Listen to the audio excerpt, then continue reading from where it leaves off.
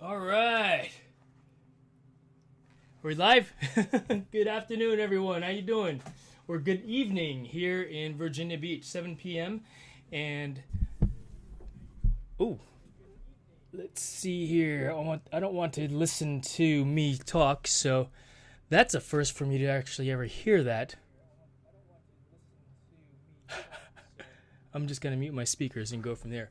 But good evening, Dusty. Good evening, Dominic. Thanks for joining this evening and hanging out with me for just a short moment. You know, I know that you have better things to do than listen to me talk about what we've got going on. But yeah, so we've got two packages. First package here is something that's going to help me be a little bit more comfortable flying in the cold outside. And so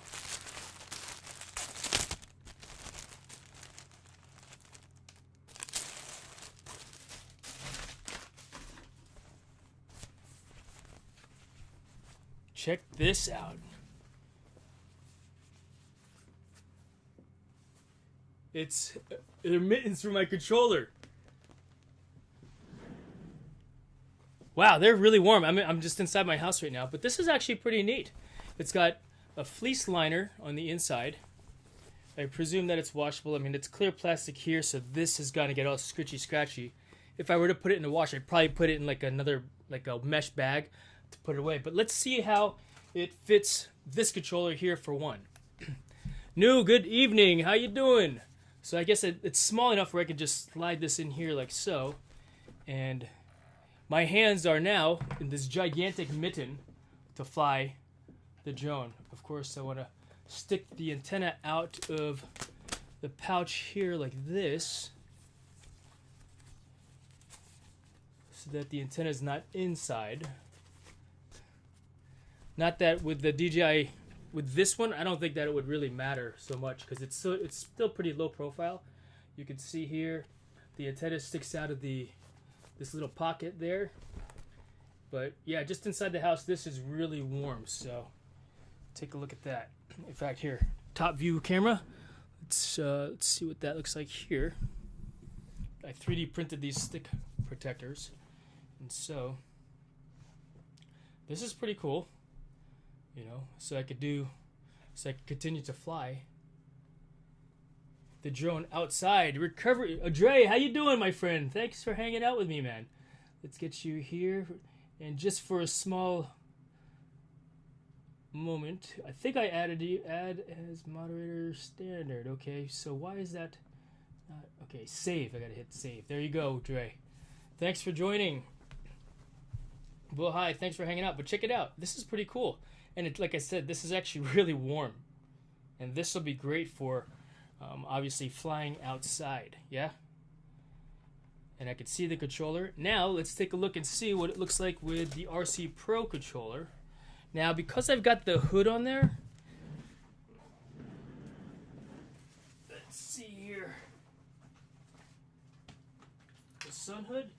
I'm curious to know how this is going to work out or if I just stick it outside of the drone also. So there's that, and I'll open it up this way and just stick it on the inside.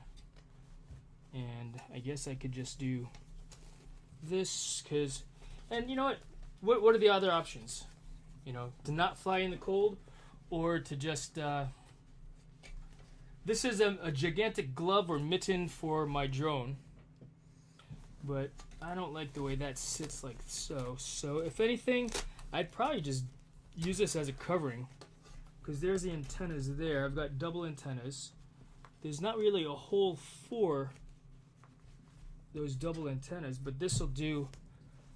I think this will be fine, you know, just to cover my hands from the cold. Obviously the only way to figure it out and see is to try. But here, I'll give you a different view once again how this sits. So that's how that would be.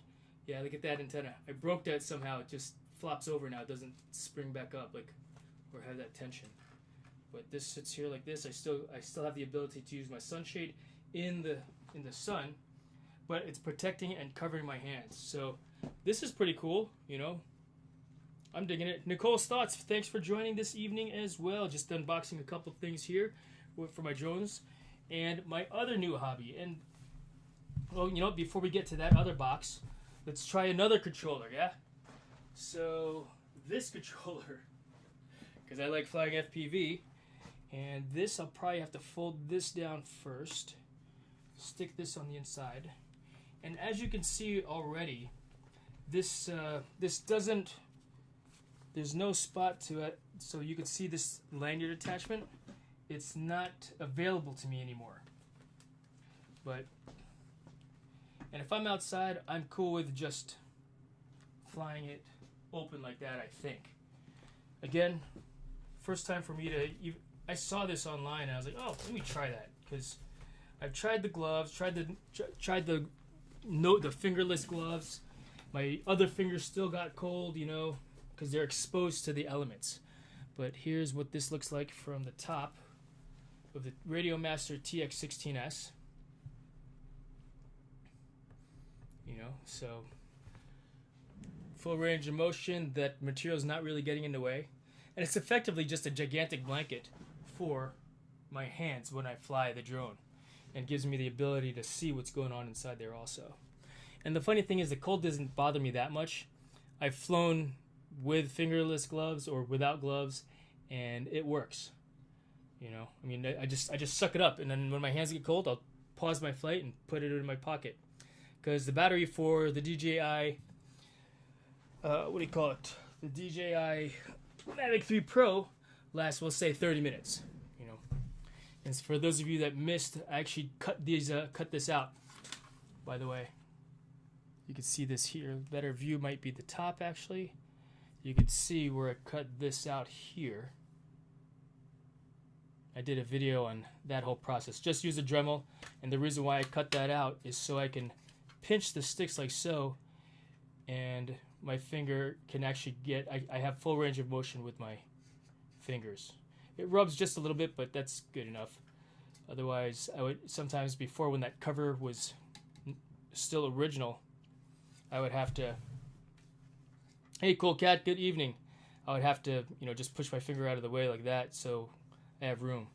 But so this fits, this RC Pro controller fits in the gigantic controller glove, controller blanket. I forgot what they call it on the Amazon, but I'll post a link for it in the description later on if you guys are interested in taking a look at that. And let's see, let's look at another controller. Let's see.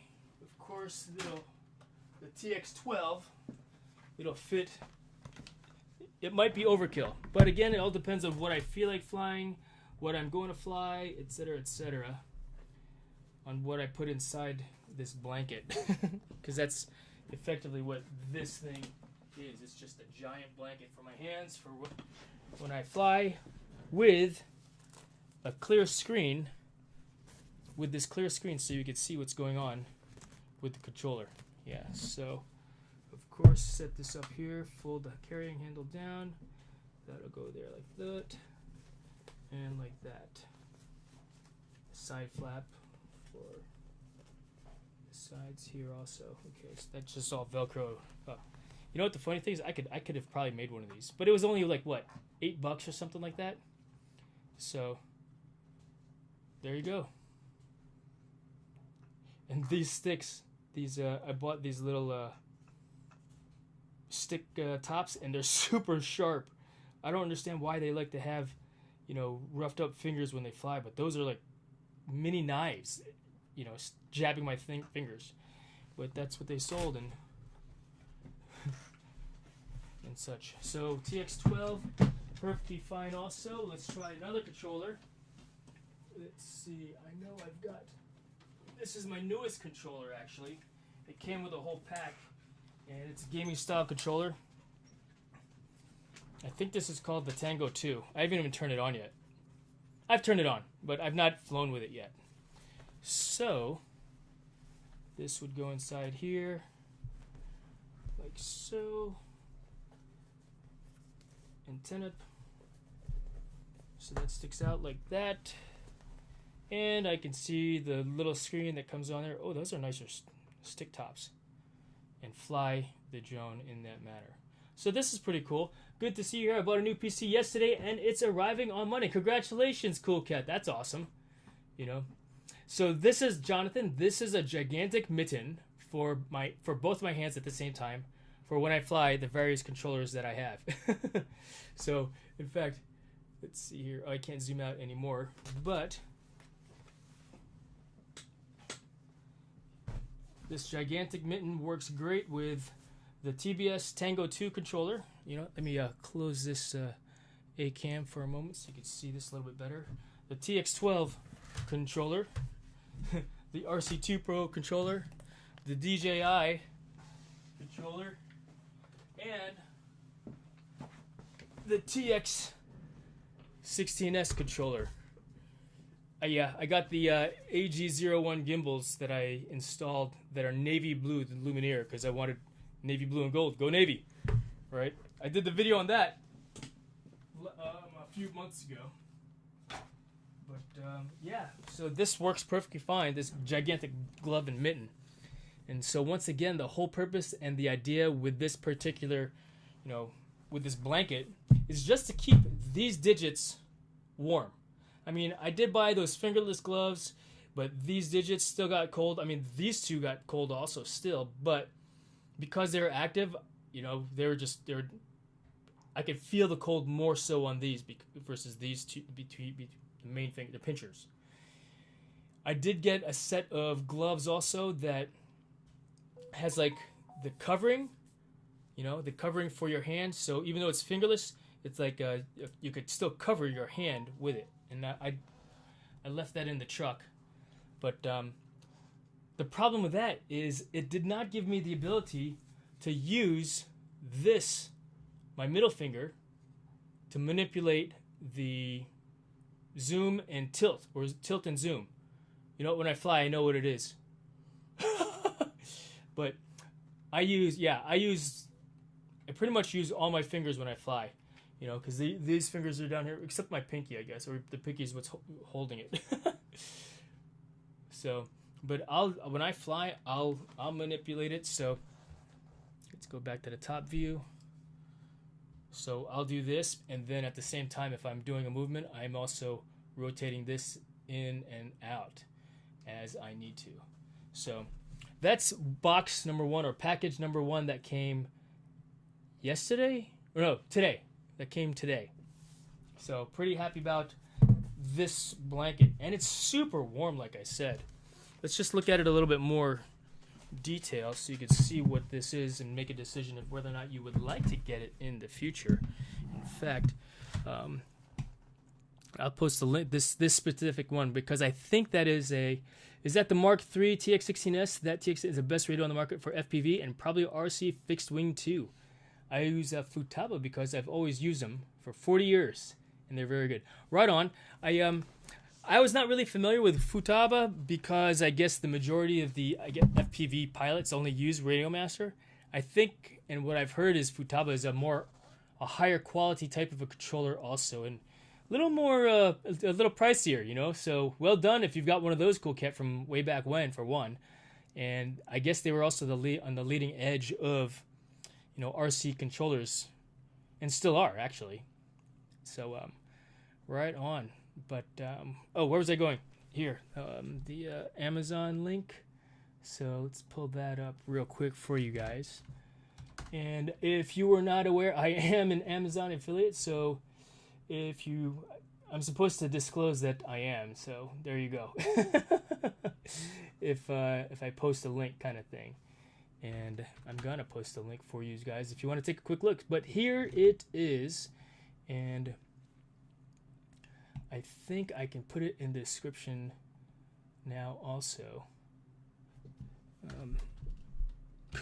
RC remote controller mitten, blanket, or whatever, yeah. Save, and I wonder if that'll populate the description. So if you refresh your screen, it might show. Yep, there it is. That's pretty cool. That's new. So the link is also in the description now as well. But let's look at the construction of this a little bit. So it's got nylon. I would submit that it's not waterproof. not water resistant. If water hits this, it might roll off, but at some point it will get saturated if it's exposed to the water a little bit longer. Let's see here. Go back to the top view. Can't really read what this embroidery says here. JRLEX. So, okay. I guess if I'm wearing a big jacket and need to get my hand through, that's what the ability to do that with is. And you know what? It's starting to become springtime. The groundhog and Punsutani Phil did not see his shadows, so he is not going to be. We will not have an extended winter. Funny thing is, spring still occurs on March 19th. So, but it is warmer. It is warmer. So this is actually pretty big. It's very spacious. It will capture the heat, and that's probably a good thing. That it's so big so it's not so tight. So anything can fit inside here. Let's look at the top here. It's pretty good construction. I could probably make one of these also, but I wanted to see it. In fact, how much was this thing? I thought it was $8 or, it was on sale the other day. I think I got it for $8. So, or maybe I'm delusional. No, I bought it for $25.99. Yeah, so I got it for $25.99. I think this is a pretty good piece of kit, and I will be adding this to the EDC bag. I'll be adding this bag to my everyday carry, my drone everyday carry bag. Oh my gosh, my phone is blowing up. And it's my brother and his nephew. I sent them a text saying, "Hey, I'm about to do the thing." So it's leftover hoods for jackets. Yeah, no kid. You know what? For real, it's basically a gigantic, with the exception of this clear plastic, which when this thing gets all scratched up and disgusting or whatever, that's easy to change that also. Just unstitch these stitches here and put a new piece of clear plastic on there. So who knows, maybe I'll make one of these as well that's a little bit more, that's plaid, right? or it's made of flannel. And I wonder how it is from a wind resistant perspective if the wind cuts through this material and such. Do I want it to be waterproof? I'm not flying my drone in the rain, that's for sure, right? Although I have. So biohazard suits, yeah, right? Gore-Tex material, but all we're trying to do is just cover the hands just enough or this is effectively a pocket to keep your hands warm. It's retaining the heat that's coming off your hands in the first place. So if you've got good circulation, you're going to have warm fingers. I used to tell my scouts, when your hands got cold, shake the blood back into your fingertips, and you'll be warmer. Your hands will be a lot warmer. So that's the drone controller mitten. What do you think about that, YouTube? Pretty cool, yeah? I think it's cool. I mean, I thought about it, and I decided to stop thinking about getting it and get it to see what this thing's all about. I'll try it out, of course, and if it doesn't suit my purpose, and I don't like it, then I've got 30 days to return it to Amazon, right? I mean, that's there. If you like it, keep it. If you don't, then get rid of it. So, yeah, pretty cool. What I'll probably do though is I'll probably make a bag for it just to ensure that this doesn't get folded, because I don't want it to crease when I put it away. It feels like it could crease. Check it out. So I'm creasing the corner here to see if it would actually put a line. Yeah, it goes away. It's not too bad. But when I put it away, I'm probably when I store it, it'll most likely be stored like this, folded over like so, and then rolled in that manner. Oh, Prism Live is not responding. What is going on here? Virtual camera is being used. Wow, what is up with the Prism Live? You've got see-through boxes for when the wife comes home. Meet her at the front door wearing that. That's awesome. So, for some reason, tap the button to stop using the virtual camera. Wait for the program to respond. I am having some technical difficulties with the stream for some reason right now. I don't know what's going on. So the weather station seems to be working out. It's sitting on the counter at this time. But Yeah, so this is really weird. I do not have control over Prism Live anymore. Wait for the program to respond. Like, the program just shut down, but we're still streaming, so that's good. And I'm going to keep it. In other words, right now, I can't change camera angles. So thanks for continuing to hang out with me. Appreciate the Alpha 10 Victor 10, Cool Cat. For folks that don't know, that means that audio is 10 out of 10, so that's good, and video is 10 out of 10, meaning I've got a good stream and I'm not buffering or anything like that at this time. So let's get this stuff out of the way and open up that which combines the two hobbies. So that goes there. Put this back where it belongs because the office is a mess as it is already, and my problem is that I'll get organized and then the bomb will explode and it'll be messy again. So all that stuff goes there, and we'll just put that there for now. But here's what we've got. Interesting about, wait for the program to respond. I don't really want to click on anything else right now because I don't want to mess up the stream. So we'll continue going. All right, we're going to find out, Jonathan. Let's open it up and see. So, what are my two hobbies, YouTube? Do you recall? Clearly it's drone flying, as you can see. Number one. And if you didn't know, I started playing Fortnite a few 2 months ago. Almost 2 months. It'll be 2 months in, what do you call it? And so, what could I possibly have in here that combines, that supports the two hobbies? Bubble wrap, and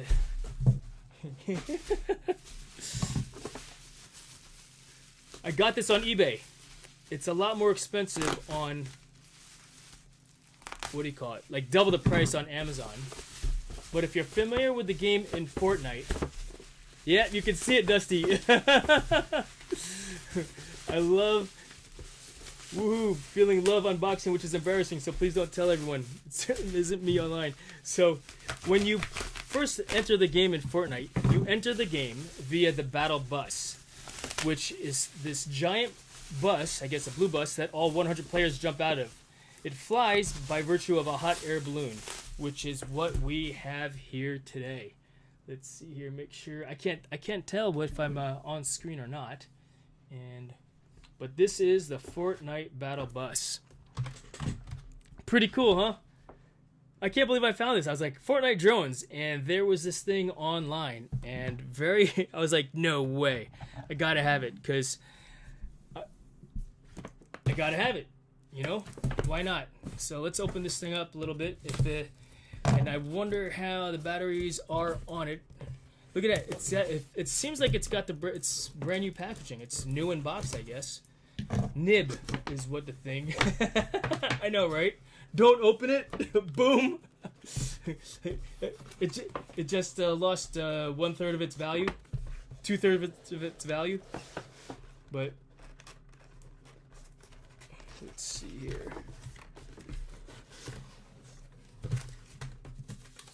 There's the box there. Assembly stuff. Okay, so those are the propeller guards, which I will need if I'm flying around inside the house. And once again, honey, if you're watching, I will not be flying this inside the house, I promise. Maybe I'll just do a test flight and hover and make sure it works. So, alright, so, yep, take a look at that. That's the propeller guards. So when I do bump into the walls, it is still safe. Screwdriver, extra propellers. Looks like USB, micro USB charging cable. And here is, oh my god. This is the controller for this thing. 2 seconds I hated it. Now I seen the the Raider blades. I love it. Right? But look at it's a drone, guys. It's a drone. I can't really pinch the sticks here like this, but yeah. So this takes clearly this. I believe this takes what do you call it? Batteries. It's light enough to do so. And let's see here. get some nippers to cut that open with. It's cool, these little things are so handy for this type of work. Came with my 3D printer. That's cool. Yeah, I'm a giant kid again. You know? Do I need it? My mom would say, do you need it? No. Then you don't need to get it. Alright, Mom. Mom, Dad, if you're watching, see what a lot of hard work can get you? Do you have a link? This, yeah, I could post a link for it. Let's see here. Let me find it for you, because, yeah, I'm pretty excited about this thing, just because it's Fortnite, you know, and I'm like super into it now.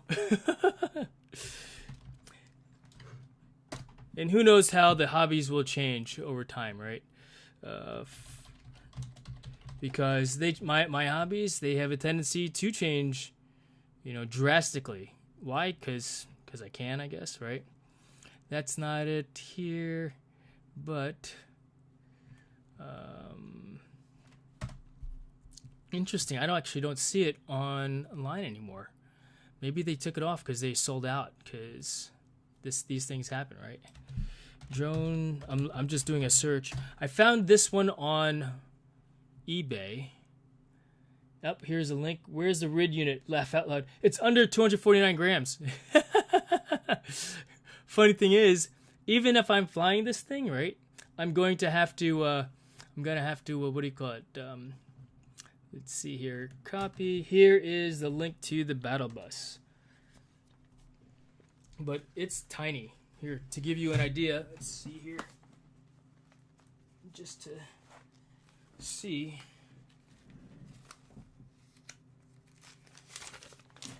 Here's a dollar bill. To put it into a perspective, the size of this thing.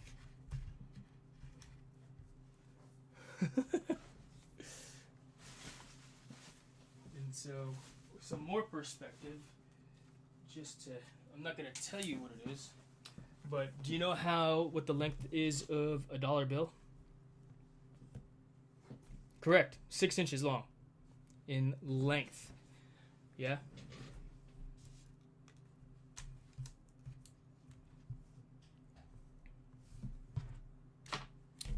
So there is the battle bus drone, combining two hobbies with one thing, right? Drone flying, and I want to plug this thing and fly it. Drone flying, and you know what? Look at how short this cable is for this thing. This was made by, I think I left my glasses at work. I got my backup glasses here at least. But I think I left my clicks at the office. That's funny. The manufacturer of this is Jazzwares. Jazwares. If you are looking for it. Jazzwares.com is a website. But obviously I'll have to charge this up. So we'll plug that in. Oh wait, I might actually have a long cord. I do have a long cord in my DJI bag. What time is it now? 7:29. Cool. So we'll end this thing before Justin's live stream. But this is USB-C to USB-A. What I did, so I know quickly right away, is I wrapped some red tape around the ends so that I know that that the ends are connected appropriately. We'll just plug this into my USB hub here on the desk. Oh wait, that's USB-C. Oh, 7:30. I gotta give Maggie her vitamin. Oh, I gave her vitamin K already, so I can dismiss that. I do have a longer. That's USB-C, USB-A. I need micro USB. USB-C, USB-C. It's probably in another bag, so we'll just have to use the other one. I wanted to bring it all the way over here is why. Unless I do have a cable, because I was playing a game. I was playing the what is it called? I forgot what it called it. liftoff with the with this and the TX16, just to keep the skills, you know, because I haven't flown the FPV in a while.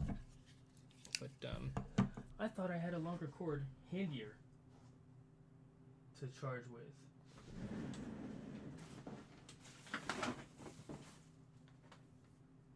Because now it's bugging me that it's not handy. Nope, that's a different USB. Alright, we'll just use the other one and get it charging. And who knows how much of a charge I can get out of it, because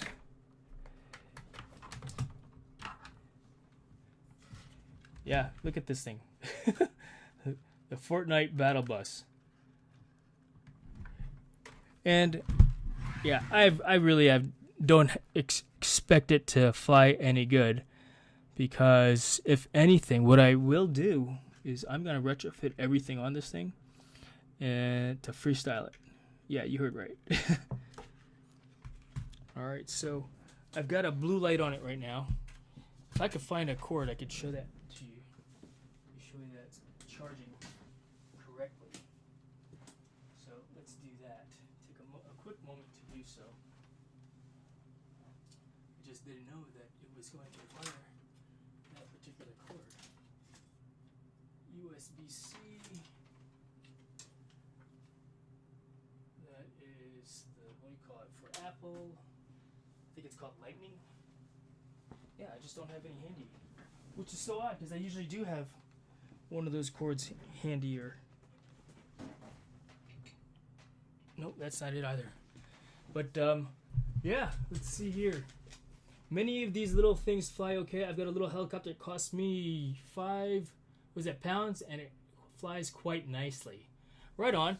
Yeah, you know, I mean, that Star Wars drone that you see in the background over there, the TIE Fighter, that flew perfectly fine. I was actually really happy with it. It, you know, it's as weird as it sounded, you know. I mean, for a toy drone, I mean, line of sight, you could, I mean, seeing a TIE Fighter flying around in my backyard, I mean, that was super cool. Watching that Millennium Falcon toy drone that's up there also, I mean, that, here, it's not in the screen, but right there, I mean, I think I simply just got way too far.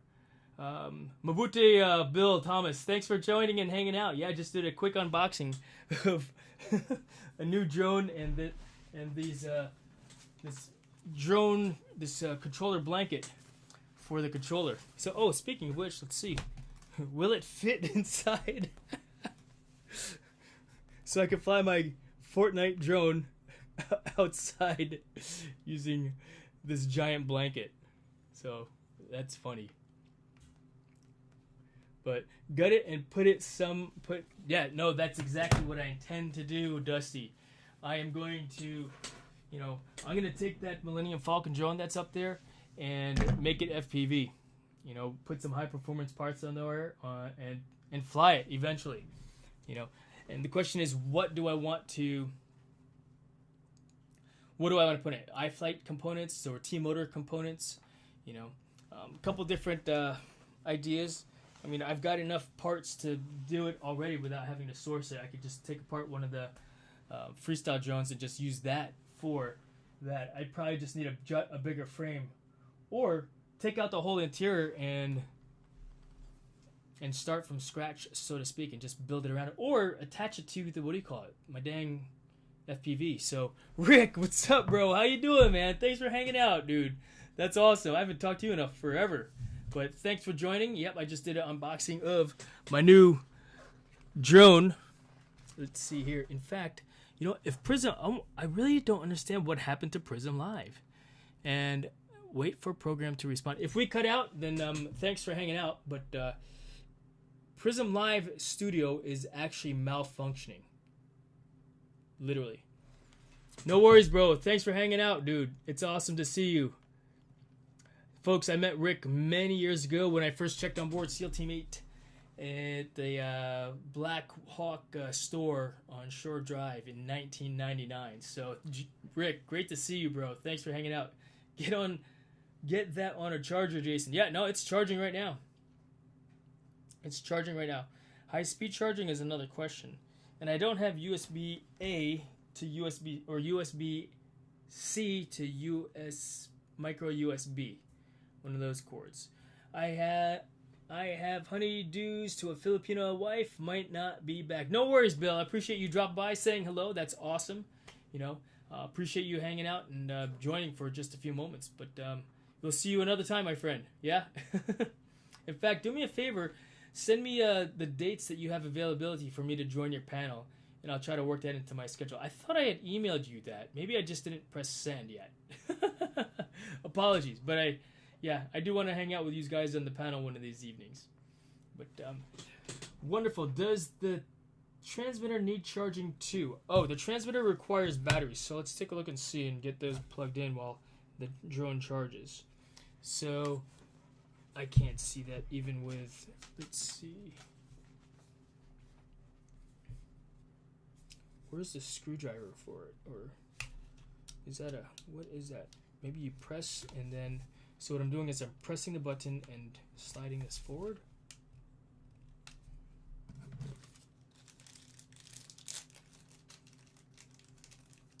Alright, let's just do this. Will that go into, aha! So depress that and then pull it forward. Oop, that popped back out.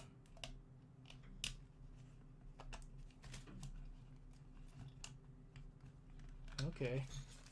So two AAAs. Two AAA batteries. And I do have AAA batteries downstairs.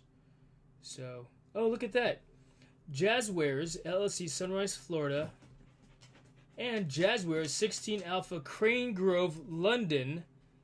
N78LE, United Kingdom. Cool cat. You probably can't see that. Let's see. Maybe you can if I zoom in.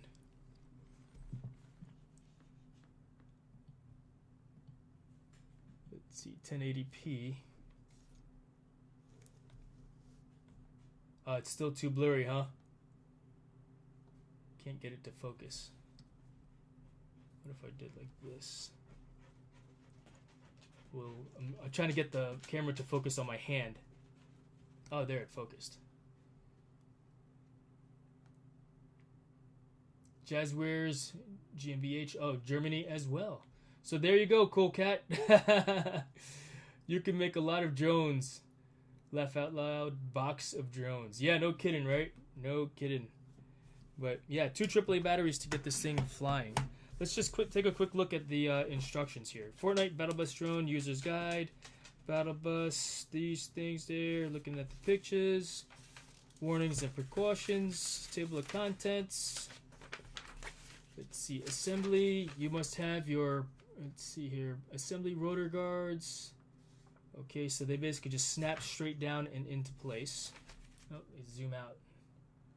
Jazzwares UK, Great Britain. Yes, indeed. That's who made this thing. I don't know. Is Fortnite an American game or? Alright, remote control. So left control stick, throttle up, fly up, rotate left and right. So mode 2. Right control stick, fly forward, backward, fly left and right. Alright, so this controller is a mode 2 controller. Did you know that there is a drone function in Fortnite? So yeah, and I'm actually in the process of creating a video just flying the island, and I probably should have done that before the glacier started melting, because now the plane is in the water. But yeah, great picture, nice composition on you in pic and overhead too. Oh good, all right, cool. I feel like I'm washed out right now, but that's, I've got this giant white screen, and this giant white screen is Prism Live that has just went out. So thank you for saying so. How about now? It might be all blue because I'm on. It just closed and it's now the Windows screen.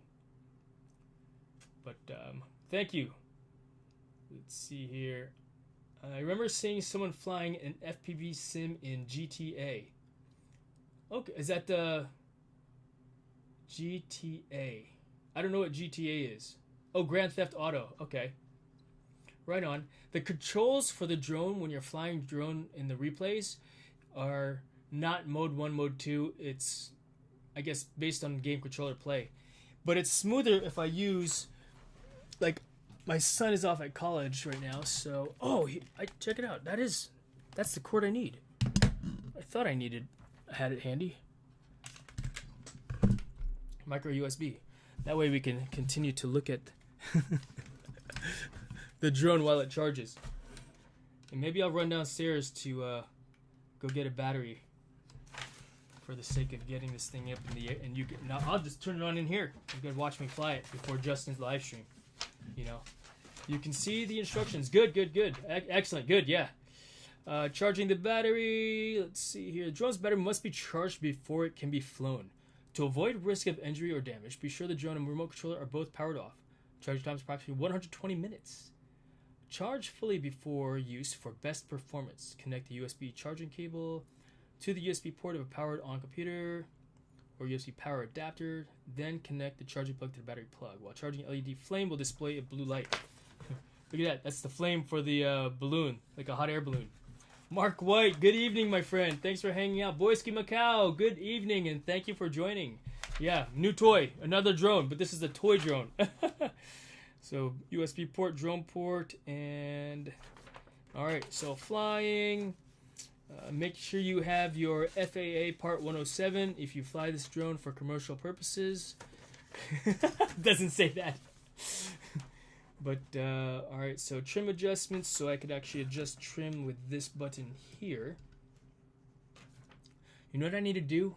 Just so I know I'm centered on the camera, I need to put like a little crosshair so I know where my boundaries are to make sure things stay in focus and in the screen. Particularly because I'm live streaming blind right now, folks.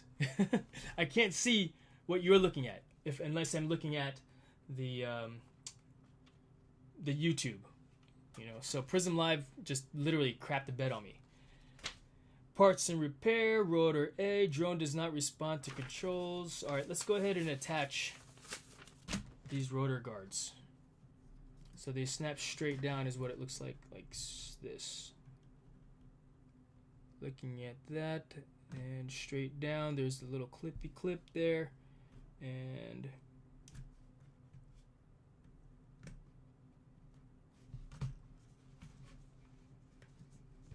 like so. Oh.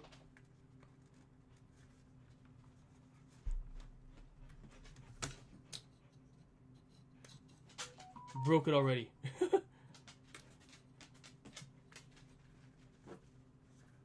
It's supposed to fit that notch. So you see those notches?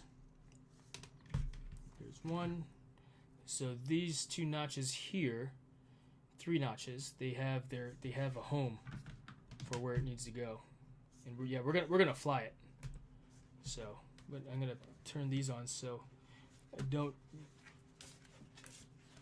If I crash, or not if I crash,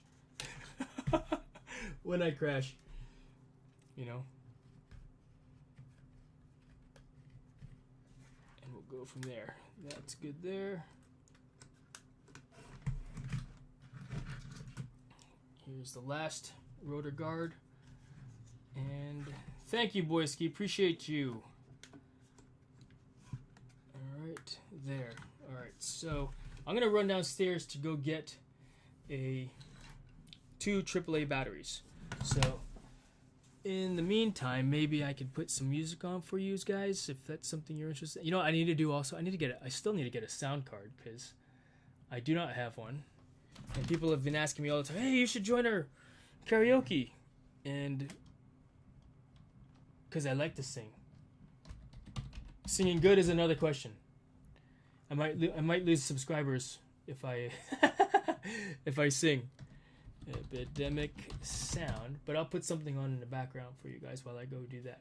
While I go retrieve some things. So what do you feel like hearing? How about some classical music? Yeah.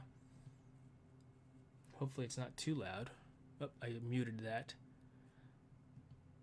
We might get reverberation actually. We'll try and see.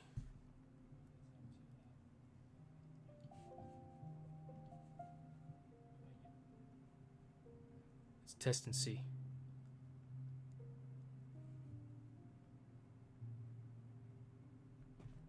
Don't seem to be. All right, I'll be back. Let me get some. What do you call it?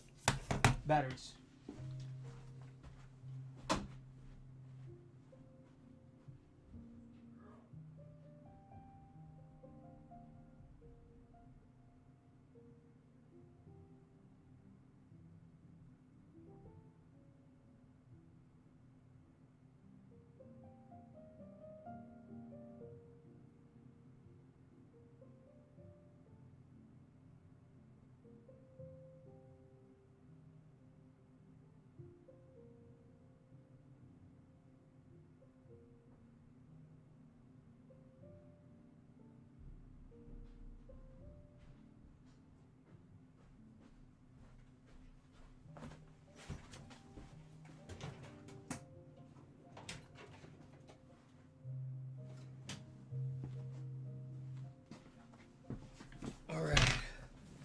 I'm back.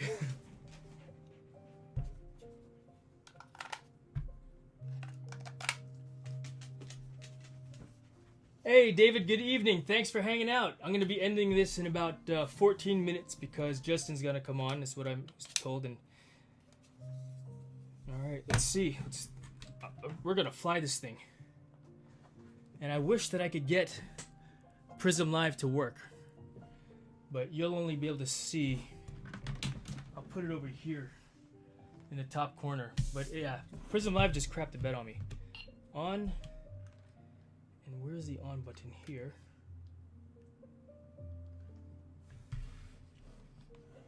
It's gonna fly straight up.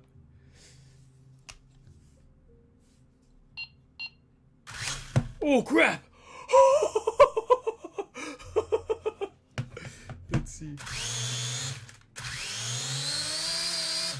All right, back up, Mags. It works.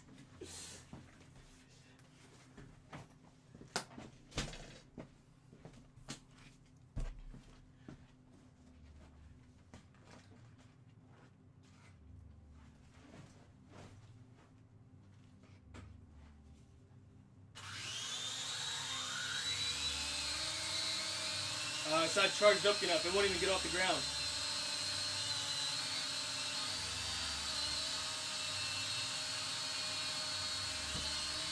Leave it. Yep, and the batteries just shut off.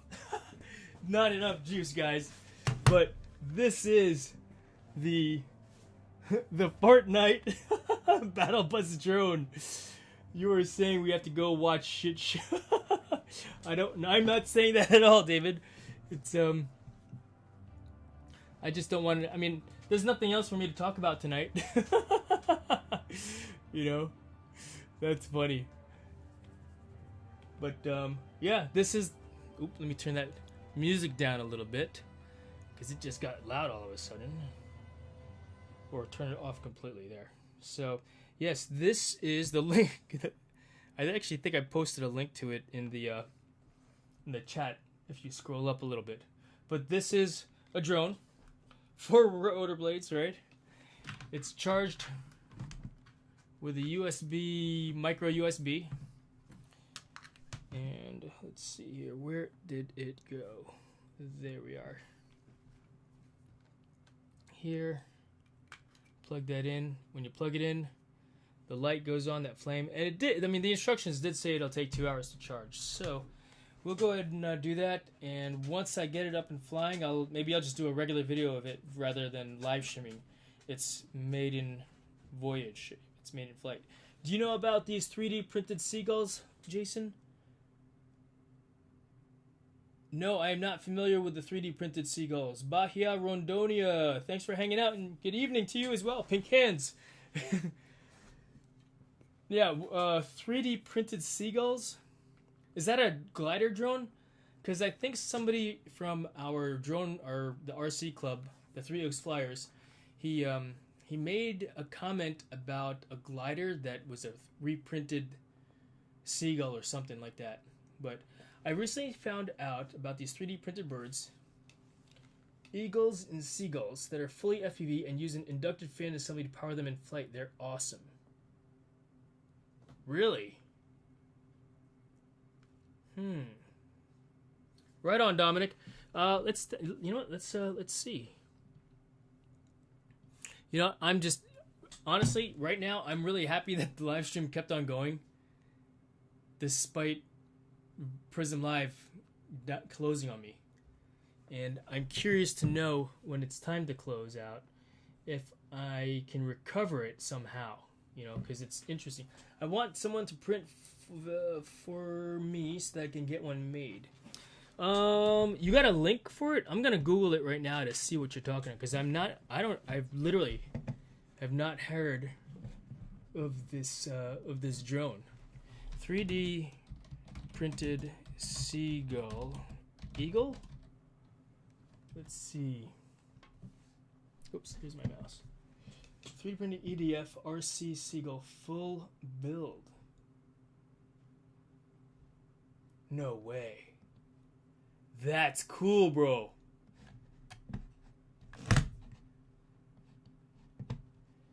skip the ad. I'm looking at this website. That looks kind of cool. It's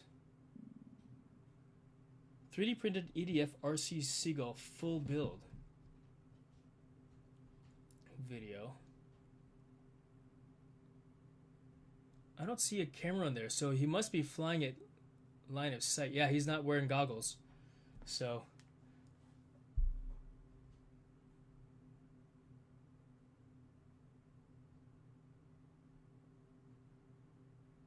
that's a pretty crazy looking 3D printer too. He's got this guy's got 3 3D printers. Bet. I just need STL. And I'll try to print them out. They look really thin too. I'm going to try to look at your link as well. Hi Jones 69FPV aka Master Roshi FPV. Hey, how you doing, bro? It's good to see you. Thanks for hanging out and joining. Yeah, I just did unboxing of this Fortnite drone. So thank you for hanging out, bro. And it needs a charge for at least 2 hours before I can actually fly it. This is the controller for it here. But I'm doing very well. And I also got this in the mail as well. This see-through underwear, see-through shorts. It's a drone controller basket. So I could do this number here. Yeah. With whatever controller I want, be it the DJI RC2 or my TX16S that's sitting up there in the background. So it's this here. But yeah, right? I mean, I just started playing Fortnite the other day and I was like, man, you know, I'm not saying it's taken over, but I really enjoy playing Fortnite. I mean, sometimes I get smoked within, you know, I've been the first person to die in the game, and I've also been the winner of the game, you know. So that's crazy at Cool Cat. Come in handy here, laugh out loud. Maybe they would leave me alone. Oh, what did you say? I've seen them both setups, FPV and LOS. Yeah, right? You fly this thing around, and now the other birds are like, what is going, you know, we're not going to mess with you. But yeah, Welsh Drones Trucking Channel. Hey, how you doing? Thanks for hanging out and joining as well. You know what, you guys? I appreciate you hanging out because this is a record of viewers at the same time for me. I've never had this many viewers at the same time on a live stream. And I think part of that is just because the odd times that I live stream, for one, because it's so random. I don't really have a show that I do. I'm just having fun chatting and talking with you guys, and I'll continue to talk and chat your ear off if you're willing to listen, because I had a pretty awesome day today, you know. Have you guys heard of the Blue Angels? Did I close mine? I'm not sure what you're talking about, Bahai, but yeah, it's Welsh Rob from Paul's stream. Yes, good to see you, my friend. That's awesome. But Rob, Prism Live literally just crapped out on me. Like this is the Prism Live screen. So I'm transmitting to you guys in the blind. Literally, you know. So let's see. I'll show you what I'm talking about. Let's do that, because I can't switch camera angles. We're stuck on this overhead view unless I just move that camera somewhere else. But just to show you, if you can see, my cable is not long enough, but right there, it's bad. You know, let's just do this also. The Blue Angels are awesome, and I got a really cool story about that and what I experienced today with a former Blue Angel. And you know how they say, once a Marine, always a Marine. You know, once a Blue Angel, always a Blue Angel. He's like, yeah, I don't wear the blues anymore, so I'm not a Blue Angel. He's not in uniform, you know, doing a thing, you know. But it's in your blood, it's in your heart, you know, that you are a Blue Angel. So Matt, if you are listening, you know, once a Blue Angel, always a Blue Angel, bro. That was the bubble wrap I just rolled over. And you were part of a group. You're a part of a group that, you know, exudes excellence, and excellence is something that we always strive for. And so continue doing what you do, being excellent in everything that you do, which is the motto of iFly Virginia Beach, excellence in all we do. So, what was I doing again? Oh, I wanted to change this camera angle so that you guys have something better to look at other than, in fact, if I change the camera angle, what's cool about my setup right now is, let's see here. You see this here? All right, that's the same as that. So I could actually do like this for the sake of switching camera angles. So you've got a, for as funny as it sounds, a better view, if you will. And it's just a matter of making sure I don't unplug cables and such, because I want to move that there. And securing this here, we are right side up.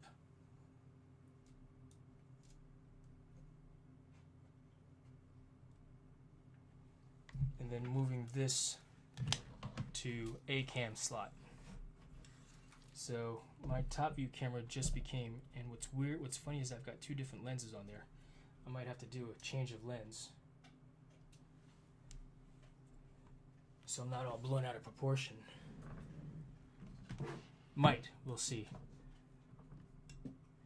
All right, let's see. How do things look? Is it thing? Ooh, I'm all gigantic. No, that'll make it even closer that way. Gotta sit all the way back here.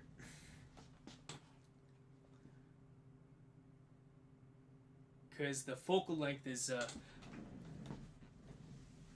way it is. But all you guys have real cameras for your live streams. You know what? These are old cameras from work that don't work anymore. That was just way too expensive to get fixed. So instead of throwing them in the trash, I was like, I wonder if I could repurpose it for, videoing. So yeah, it's super. You know what? I'm gonna try to change out the the lens so that I'm not so blown up.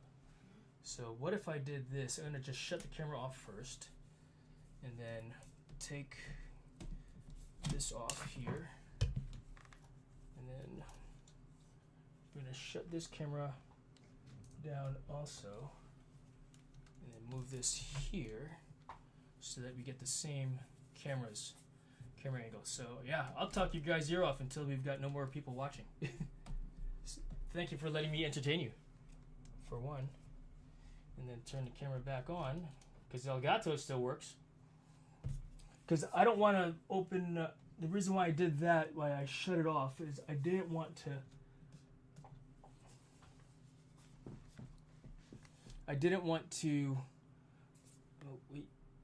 blow out the, and I didn't know what would happen if I were to remove the lens while it was on, as far as all the light going in at the same time, you know what I mean? So, all right, focus. Thank you very much, Edge. FPV, let's see. And because Prism Live crapped the bed on me, I switched the cameras to A-cam, so we go here. Oof, sorry. This is what they've been talking about, multiple cameras and inputs. Indeed, but why am I all, let's see. If I do it, it takes like 20 seconds for it to come into view. And maybe I should have just stood all the way back there with it, because wow, look at all that dust that's being captured.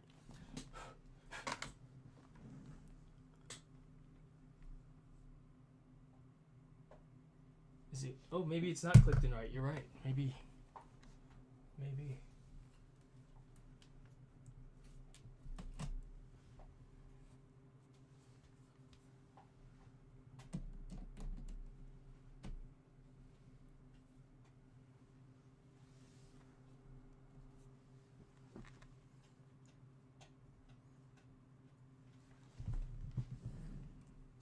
Got some dusting to do with it. Alright, we're going to turn that all the way left, turn this all the way left, and then just try to adjust the, so that zooms it in on Paul and Laura today. Yes, they're talking about that YOLO thing device. Hold your hand in front of it. All right.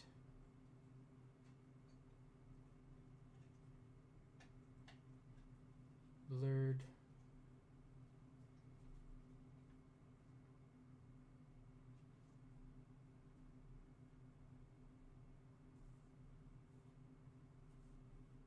Turning clockwise now. Nope, that's not doing it. Weird. Yeah, right? Alright. We're going to go back to sound in low mode. We're going to go back to this like this. And I'll just sit further away from the camera.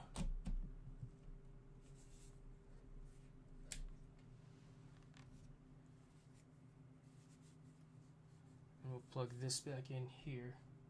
Because at least this was in focus. It was. At least it was in focus. We're going to put the focal length to 2070. There. And we're going to set this back up top here.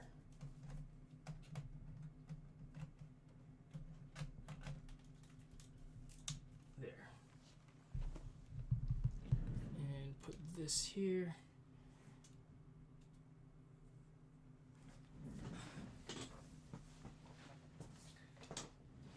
And just sit so far away from the thing.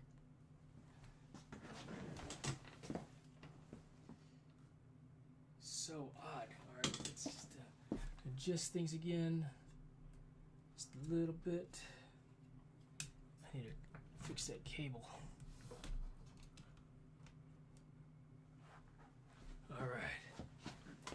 Because I'd like to share this story with you that happened today. Let's see here. Victor 10, Roger that, Dusty, and sound low mode. Ah, yeah. So now, because I'm sitting so far away from the microphone, so let's fix that also. Make it a little closer. Set that down for a moment so I could extend this cable all the way out, and I'll just hold the microphone. Oh, what happened? The mouse. That's what had happened.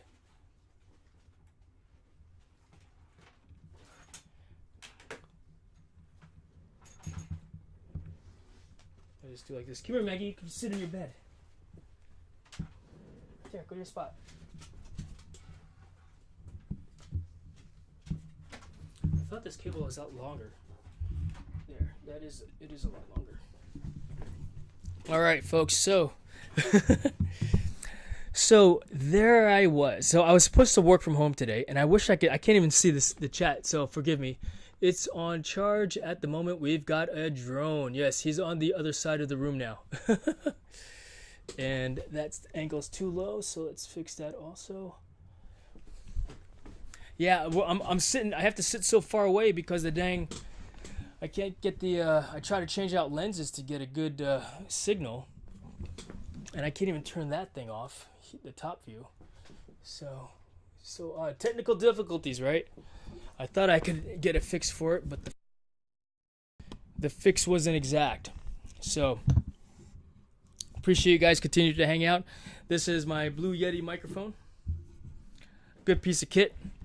But I was planning to work from home today, and I got a call from the boss, and he's like, hey, I need you to come in. I would like you to sit in on a rehearsal keynote speech. So for a friend of his neighbor, who happens, he's a friend of iFly Virginia Beach.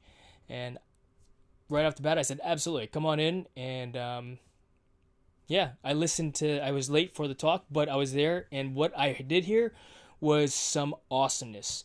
This gentleman, Matt, he's a former Blue Angel, former pilot. He actually brought the Blue Angels to iFly Virginia Beach last year, and I got a chance to fly the Blue Angels in the wind tunnel, which was great. And they're a demonstration team. They exude excellence. They are a culture of excellence. And, he said a lot of things that resonated with me. And, even though I was there to provide him with critique and advice on public speaking and presenting, on the formatting of stuff, that's not. I actually got more out of it. I feel like I got more out of it than he got from me, because he's already a very good public speaker. But I'll tell you what, some pretty awesome lessons today. One thing that resonated with me was he mentioned that culture is the soul and muscle of an organization.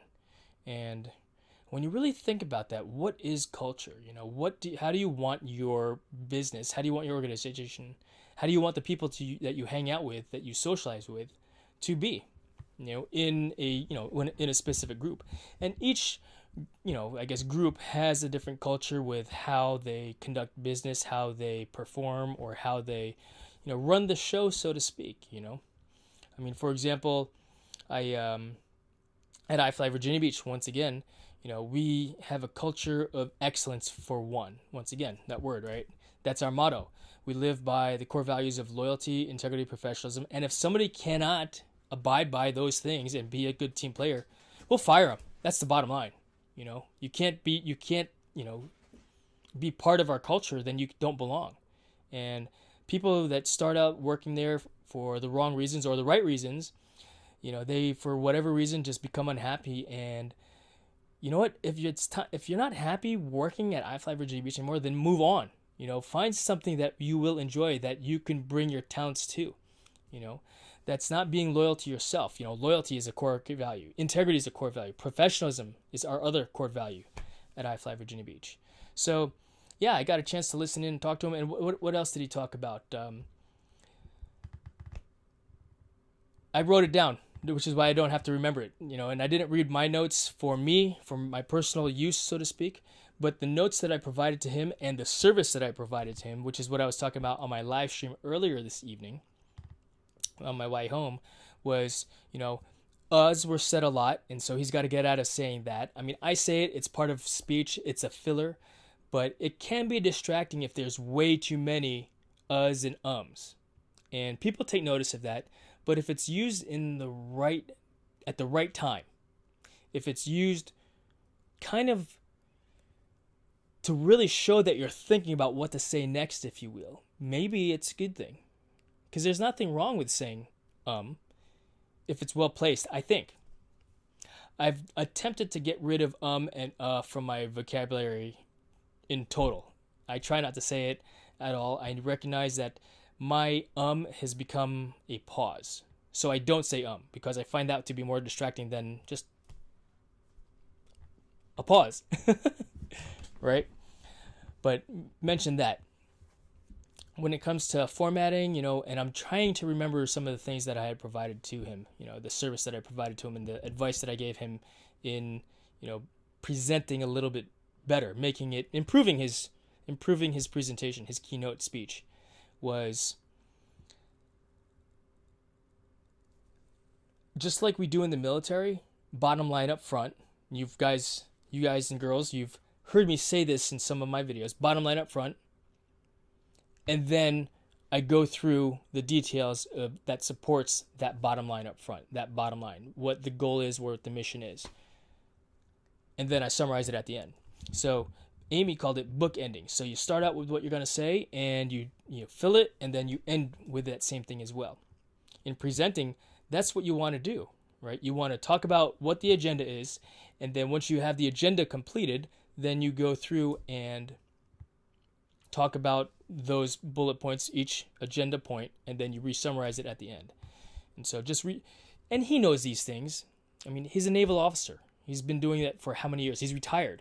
He knows how to present. But when you're out of the game for so many years, and you've not made a presentation in so many years, you lose it. You lose it or use it or lose it. How's that phrase go? You use it or lose it. If you don't use it, you don't lose it, is the idea, right? And apologies for the chat. I can't see it from here. So let me take a quick break from chit-chatting away. Let's read the chat a little bit, because I do want to address and chat a little bit, chat back at you, but I'll be super close, right? Unless, you know what? I'm going to pull the chat up on my iPad. Duh. So I go back to my spot here. Put that microphone there. And here we are on the fly, being flexible with how we conduct business in order to provide you with, once again, a little bit of entertainment this fine Friday evening. So going into YouTube, pulling it up on the iPad here, and where are I? Where are I? Where am I? Let's see, you, and go to, there it is, there. Unboxing that which supports my two hobbies. So yeah, did I support my two hobbies by getting that drone? You know what, Fortniting, you know, and drone flying. Why the heck not, right? All right, cool. Now I've got the chat in front of me. Ooh, turn that down. So, all right. Let's see here. Sound low mode, okay. Video 9er, Alpha 10. Slightly out of focus. What's the new toy? Keyframe aerial photography. It is this little drone that's sitting here right now. That was a PS4 controller. So there's that drone with the controller. That's the new toy, Keyframe aerial. Thank you for dropping by and enjoying. He's on the other side of the room. Laugh out loud. Keyframe, it's on charge at the moment. We've got a drone. Couple of gray hairs on the side there.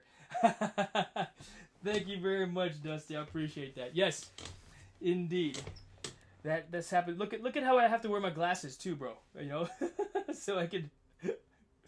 That's awesome. Let's see here. Buhai, East Coast Thrills. Buhai, do you like I know you as Buhai. I don't know you as New. Do you prefer me to continue to call you as New now instead of Buhai? Got to go. Much love to Jason and the community. Thank you very much, Jonathan Jackson. I appreciate you hanging out. Until next time. Could you zoom it out a little too close? This angle right now, Cool Cat, I can't. This is the furthest that I can zoom it out. Or zoom in. And I hope that it looks pretty clear to me, focus-wise. So, yeah, we're stuck at this focal length, which is 70 millimeters right now. It goes from 70 to 28. So if I turned it, what is it on right now? It's on 70. If I turned it to 28, it's just gonna zoom in, you know. And now you can see, you know, the hair on my, really see the hair on my eyebrows. Let's see what that did. Oh no, that was better. Yeah. I went the wrong direction. For some reason it was, oh, you know what it was? When I was messing with it earlier, I couldn't see. Again, I'm transmitting in the blind, so I can't see what's going on with the stream. Let's get this cord out of the way. That made it much better. But this dang cord is in the way. There. Yeah, I think that's much better. So thank you for asking about that, Cool Cat. And it's a little bit crooked.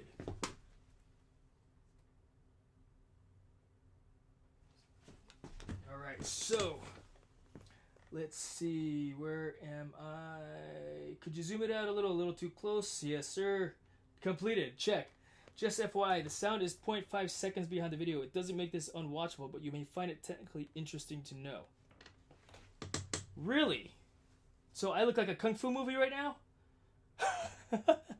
That's... What's up with that? You know what? And has it been that way in the past, by the way? Because if it has not been that way in the past, clearly there's something wrong with Prism Live. Because, again, it died on me. Like, I still have the error box that it's not transmitting. And so I'm really surprised that we're still live right now. So thanks for that feedback. Culture is an overall personality of a large group. Yes, it is. It is. And we as that large group can determine, you know, we can vote somebody off the island if we don't want somebody because they can't conform to what our culture is. We don't want our culture to change. We like it the way it is, you know.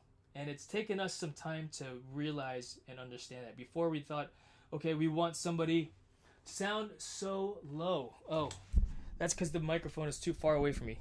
Let's put it back over here and maybe adjust the gain. Although I think the gain is on maximum. what if I did this? Let me know how that changed the sound, because I changed the sound circle position, so it should be direct where I can pick where it's picking up the sound directly going to the microphone itself. So, all right, let's see. Unless this microphone's not even working at this time and the microphone is being picked up from some other source. Let's see. Nice job of the parts. Justin just shared your order list. Edge FPV, which order list are you talking about? The parts for...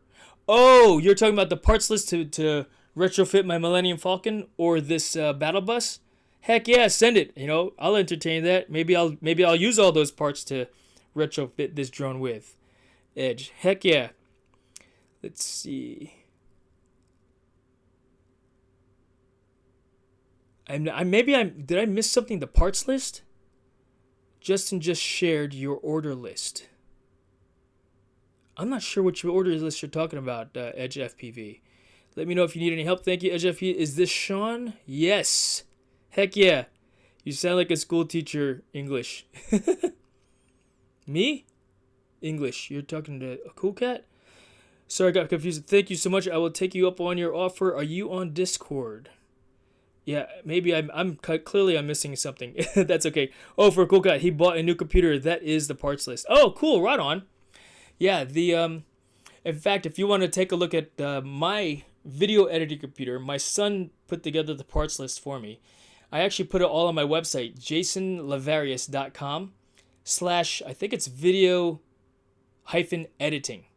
So if you want to see my parts list for my PC, as well as I posted the parts list on that same page, if you scroll down a little bit, for Tyler's video editing computer. He's one of my employees at work. And my son has added so many different parts to his computer that I'm not sure what's on his computer right now. But we did have a build parts list when he built his first gaming PC as well. So, yeah, if you're interested in looking at my parts list, take a look at it. And it's on my website, jasonlavarius.com, under the video editing tab. All right, good new. Buhai, thank you for saying so. Alpha 15. Oh, as in too loud? No sound delay that I can see right now. Interesting. But, all right, so now that I can, we're being flexible here, which is pretty cool.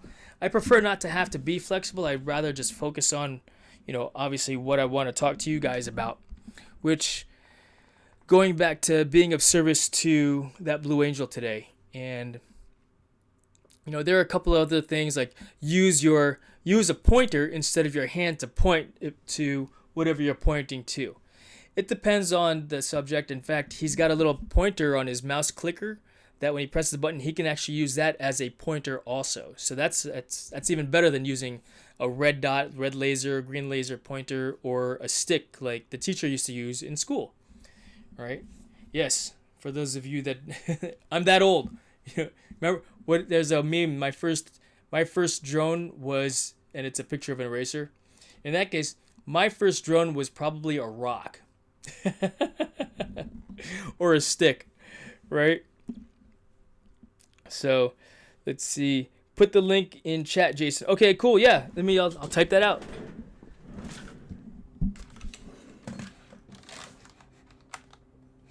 And video editing stuff there. Yep. Copy. Back and let's see here.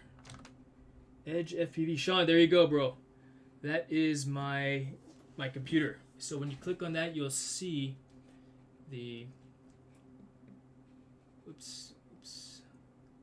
you'll see my build list. And that picture is a relatively old picture of the whole setup because I've changed things around a little bit. But yeah, that's what I got going on right now. My son just got a 3080 because he didn't want a 4060 or whatever, 4070 graphics card for his computer, but he just got it and installed it at school. So You're very welcome, brother. Thanks for hanging out. Still continuing to hang out. Yeah. So let's see. Back to the Blue Angel. And so, what else did I provide to him? Maybe framing the pictures, and that's a cool thing about, I guess, public speaking and with a point, right? You have a point. You have something you want to share with someone, and so you share that utilizing stories from your past that help support that specific point. And in this case, it was just a culture of excellence. Culture of excellence is what he was attempting to provide to us. Which, knowing the Blue Angels, once again, they are awesome. In fact, I think they just hired or brought aboard their first female Blue Angels pilot, who is a Marine Corps, I think she's a Marine Corps captain, so 03 lieutenant equivalent, and she's the C-130, the Blue Angels C-130 pilot, which is a pretty big deal also, which is really cool, you know. Great setup. I wanted that 3080 Ti Tough 5950 is great too. Rock on, bro. Right on. Yeah, and you know what? That build list was from 2022, September 2022, when I got serious, so to speak, with making videos, because I was using my old laptop, an old gaming laptop, which is right over there, and it worked good, but I'm sitting there editing video, and it would buffer and take forever to render. And I mean, that computer also in 2022 at the time I bought it, 2018, was already 4 years old, you know. So is it outdated? Probably, for the technology. I mean, shoot, my router, for those of you that were on the other night with me, that died on me apparently. Or it didn't die, but Cox Communication told me that my router was too old and it was no longer receiving the signals. Really? In the middle of a live stream? How convenient it is to want to get me to pull the trigger on buying a new router over the phone right then and there from Cox for me to pick up the next day. So I am now leasing the router that's downstairs. So well done, Cox Communications. Good job on messing it up for me. But I was able to continue that live stream utilizing cell phone, and yeah, you guys got a chance to watch me sew my backpack back together, which I left downstairs. It's not up here. Oh no, it's right here. For those of you that don't know what I'm talking about, there's the backpack here, and I didn't take the trash out yet, but this piece here was a hole, and I cut that hole out and replaced it with this red stripe here. And so I think that's pretty cool, and it's a pretty decent sew job, and I'm happy with it. So, and I guess that's what matters, right? I only have one wrinkle there and one wrinkle there, so it's kind of symmetrical, the wrinkles. So I'm not as electronically technically sound as you are, Sean, but yeah. in time. Let's see, coming back to the chat. Let's see. Yeah, they changed protocols, so they are not wrong, but they should have sent you something saying so. Yes, 100% agree. Or they should have said, hey, this is going to happen at this time. You know, I mean, I was playing Fortnite earlier, but at 7 p.m. they decided to change the protocols on my block. I mean, there was no outage, but regardless, that's water under the bridge. I've got a better router now, so good thing, right? The positive, the silver lining, right? The blessing in disguise from that, for lack of a better term, unfortunate situation that occurred. I've got a new router. I've got a new gateway that's faster, that's a lot more powerful. I can go in my driveway, and I could probably live stream better now from the drone itself. You know, from the Mavic 3 Pro direct to YouTube or through Prism Live. And once again, I'm surprised that we're still going. So thank you again for continuing to listen to me talk. But yeah, I got a chance to help out a Blue Angel today, which was, you know, very rewarding for me. And I told Bob, I was like, man, if you had told me that he's doing a Blue Angels presentation, I probably would have been here faster. He just told me that Matt is, you know, who happens to be a, you know, Blue Angel. It was a Blue Angel presentation about, you know, what was going on there. I thought he was just doing like a motivational speech about leadership or whatever. But when we're talking about the Blue Angels, you know, heck yeah, man, I'll jump. Or you tell me jump, I will jump that high. You know? So let's see here. Good evening, Jason and everyone. JSK Enterprise. Good evening to you as well. Thanks for joining. Yeah, just talking a little bit about, you can see the drone, which is what I unboxed right here in the top view camera on the top left. I've got some weird things going on with the camera at this time, which is why it's doing, move that out of the way. There, let's clean this up just a little bit. But this is another drone for the collection. Yeah, let's just clean this up a little bit so it's a little nicer to see in the screen for you guys. Yeah, but because I'm weird like that a little bit. Even though you look at my office here and you're like, you're not that clean or organized, Jason. I nearly know where everything is. Right? So, yeah, no kidding, bro. No kidding, Sean. But yeah, it was very rewarding to be of service to someone else, you know, and especially a Blue Angel. And 2 years ago, in 2022, I actually flew them in the wind tunnel, which again was super cool. And I did some flips and demonstrations for them inside the wind tunnel and carving around. And when I came out, they're like, "Wow, that was awesome!" And you know, I think the caption to the photo that I put on, on the Facebook last year was, "Wow, I impressed the Blue Angels," because they were, extremely impressed with how I fly inside a wind tunnel. But you know what was really cool about flying them in the wind tunnel? I put them in once, and typically with a first-time flyer, if you've never done this before, the instructor will continue to hold on to you, right? And if you're flat and stable, we'll let go for a quick second, just for the sake of that photo. Maybe we'll let you go even fly a little bit longer if you're stable, if you're doing it, right?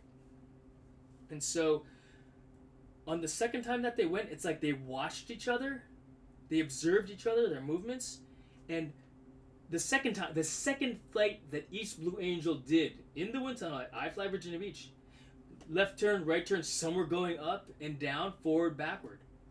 It's like, man, there's a reason why these Blue Angels are the Blue Angels, I mean, there were,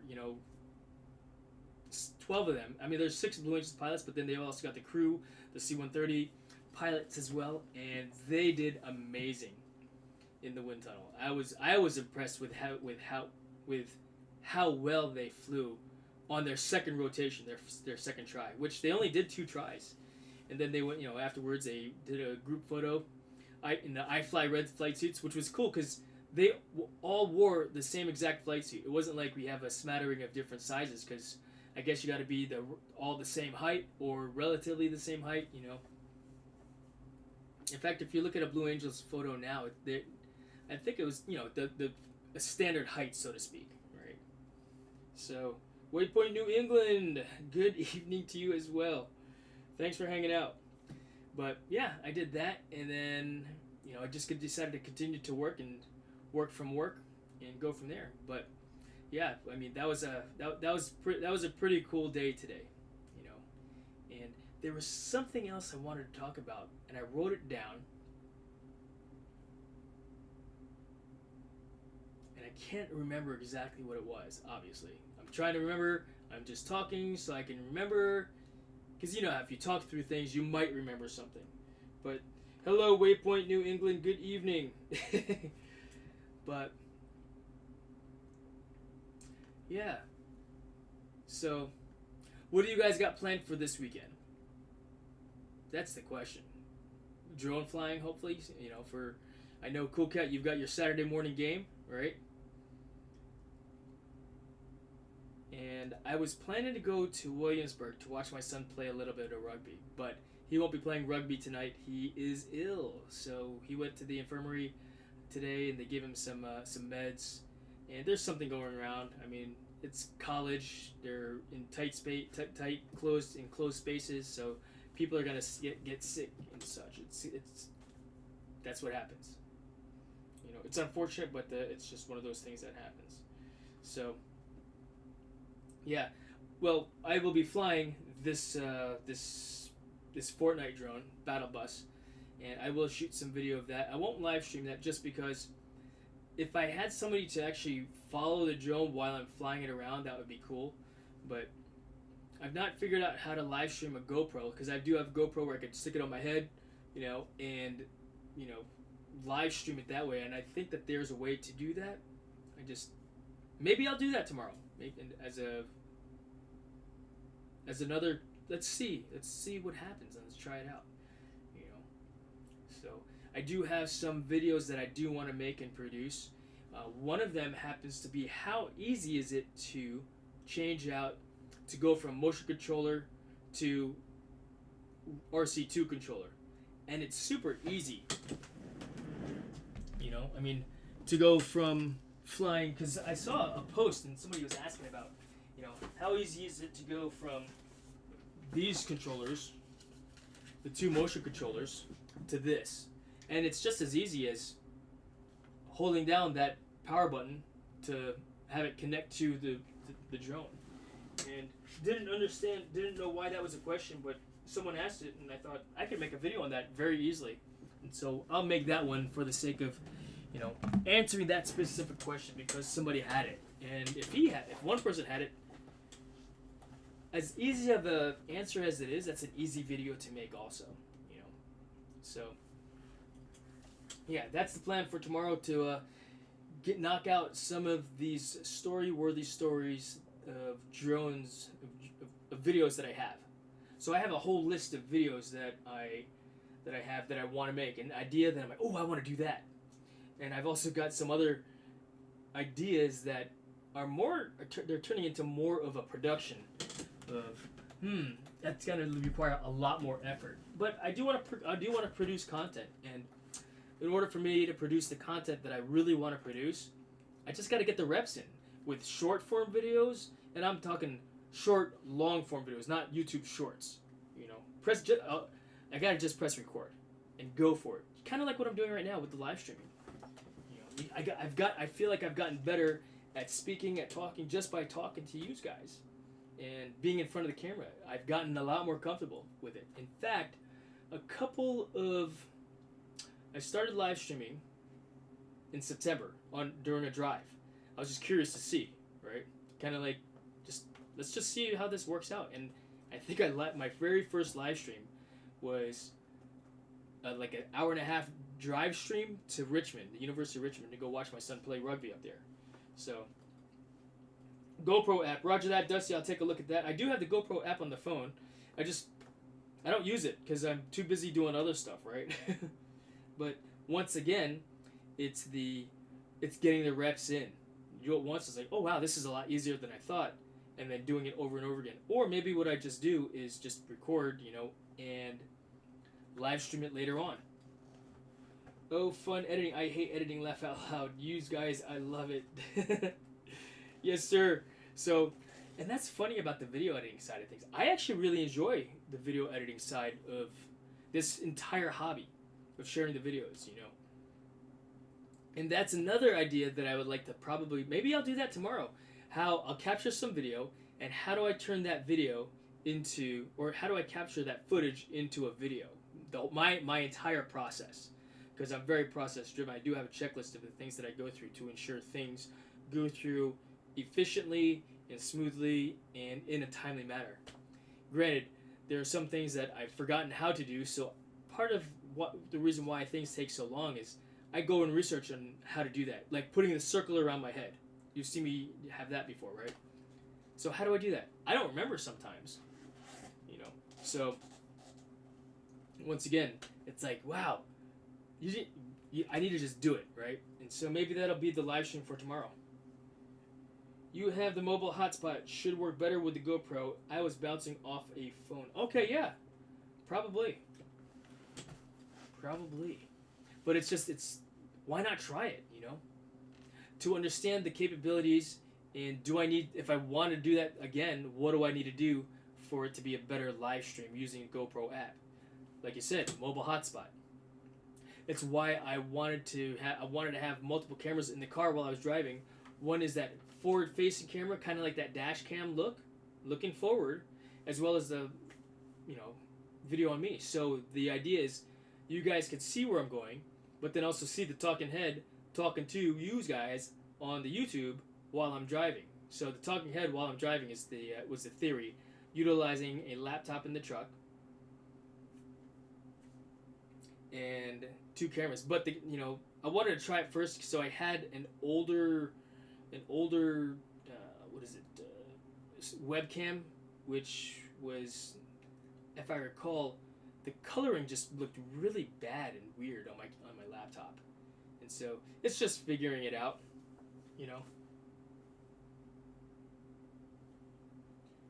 Let's see.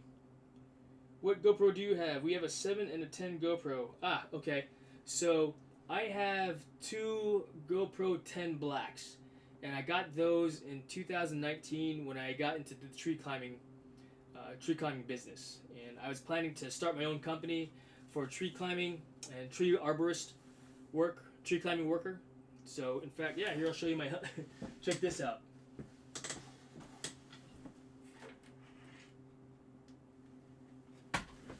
I learned how to become a tree climbing arborist. This is my helmet. My son's is a white helmet with what do you call it? Black, I guess, decorations all over it. But what's really cool about this helmet, and I'll use this as my ground helmet as well, is I can flip this latch down, as you can see here, and it tightens it down so it's not coming off my head, right? But of course, got the chin strap because that's how you do. Chin strap, and check this out. This is the coolest part about this helmet. See this here?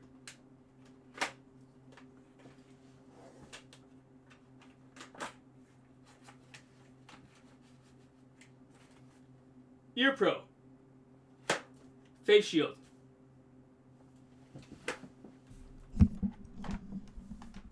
I just realized that the microphone is so far away from me. But look at that. And I set it up with comms. So you see this wire here? Right. I put speakers inside the earmuffs so I could attach a motorcycle helmet comm system to it, and basically that's what this mount is here for.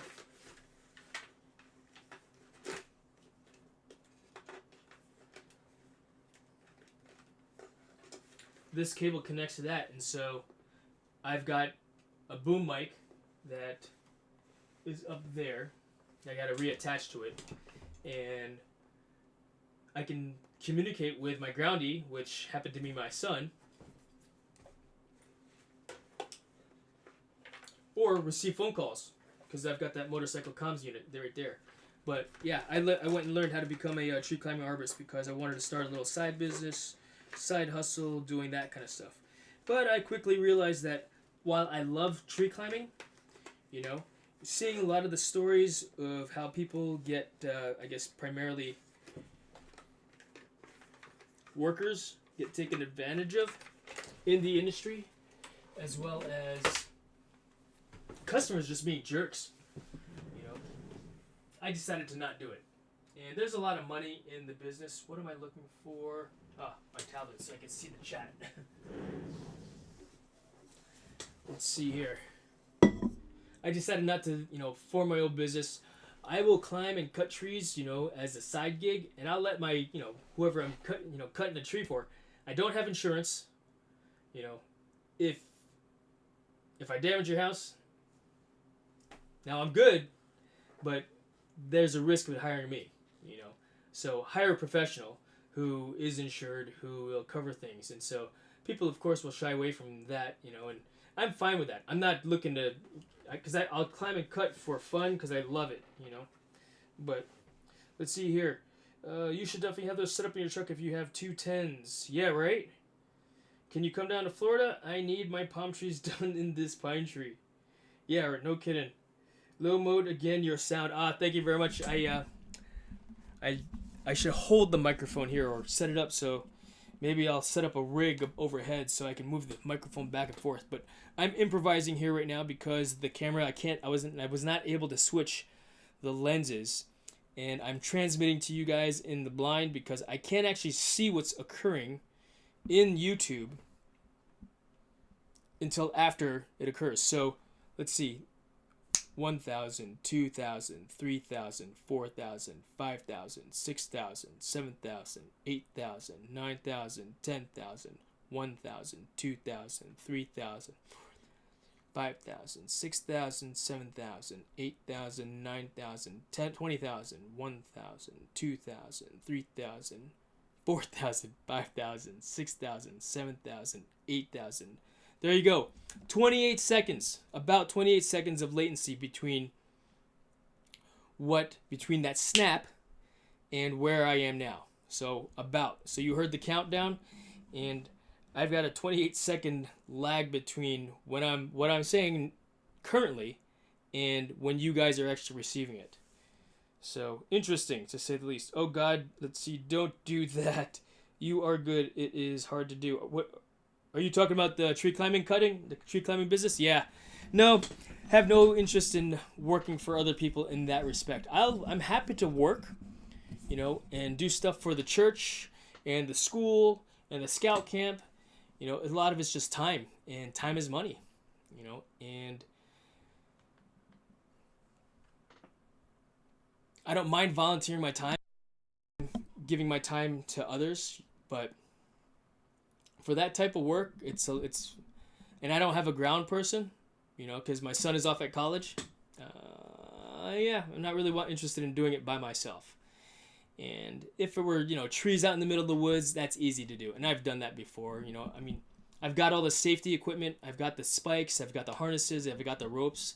Like, I bought about $15,000 to $20,000 worth of gear, of safety equipment, because I want to do it safely, In fact, the reason why I bought all the right safety equipment is because I was climbing. So it all started during my son's Eagle Scout service project a couple years ago. And he wanted to refurbish or renovate or fix up the prayer garden that the nuns would pray in for the church, which is where we held our scout meetings. And so the day before we went there, before the project, we went there and just did a quick site survey once again of the whole area to make sure things were this and that. And I saw, when are you guys going to fly your new hobby? I'll be flying that drone tomorrow once the drone is charged up. So you can see the light blinking in that top left corner of the screen there. Boo-hi. But, yes, agree. Sean, hard work is good. And we got to break a sweat every once in a while, So which is why I don't mind, putting the helmet on and the climbing gear and just go climb in my backyard and limbing the trees that we have here, And I love climbing. I love hard work. I love getting dirty and sweaty, and laying the brick walkway in the backyard, which is another project of mine. So I'm not short of projects to do around the house, that's for sure. But that reminds me of an episode from How I Met Your Mother, when, what was her name? The news reporter girl from Canada. Oh my gosh, I can't remember her name. But she would always say and it was turned into a drinking game because she said it so much. Whenever she said you took a drink. And she kept on saying and so they no longer turned it into a drinking game. So you mean you are a workaholic person? No. Yes. I mean, what is a workaholic? One who overindulges in work? No, not at all. I'm lazy. I do that which I find fun and entertaining for me. I will do the job. I'll get my work done. But I'm not going to go out and looking for... See, I guess, I guess I like to think I'm lazy, but I'm really not. Yeah, I'm a workaholic. I'm in denial, right? You cut down my trees, do you haul them away? Nope, I don't haul away.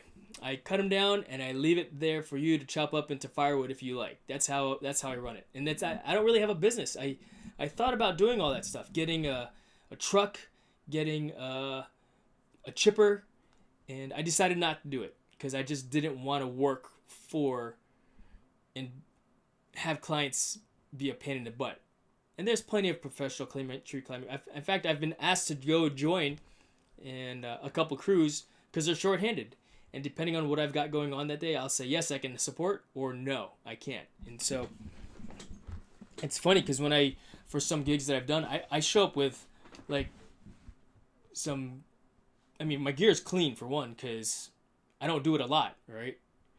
And it's kind of Gucci because I get it's safety equipment. So I have a tendency to buy the best gear that's colorful, that's cool, that works, that's modern. And I'll show up at some sites and they're like, who the hell is this guy? Well, unfortunately, fortunately, I value my safety that much more that I'll get all the right gear. And I'll learn how to use it and determine, ooh, I like this or I don't like this. So I've got 3 different types of ascending devices, ascender descenders.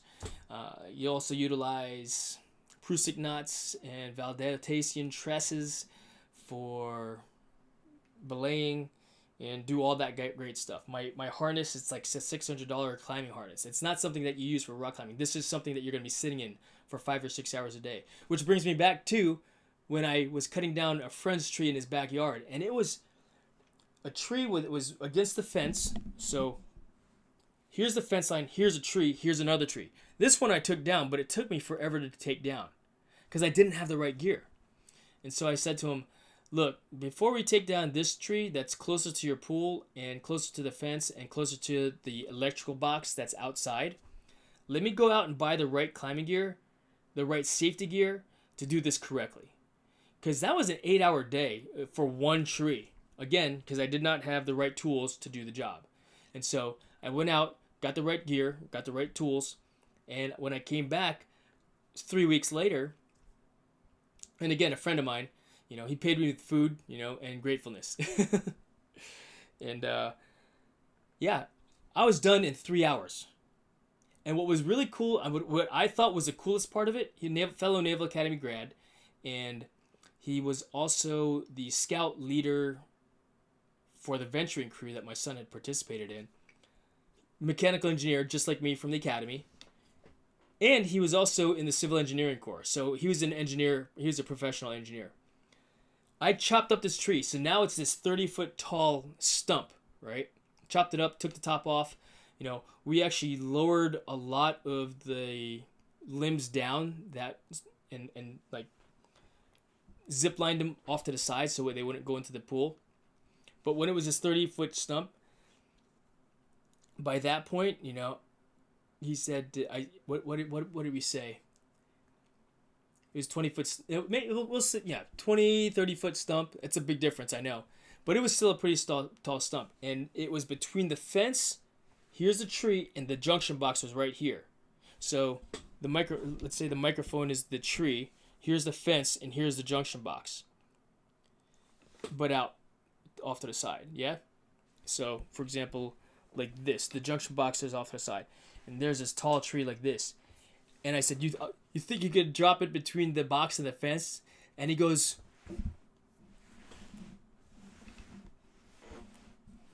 I could put it between, I can gap that. And I go, no freaking way, bro. I mean, the gap was 4 foot. We'll say 5 foot. But still, the tree was about 2 foot in diameter. And so he had a foot on either side of the fence and the box. And he goes, I could gap that. And he put the wedge in the tree.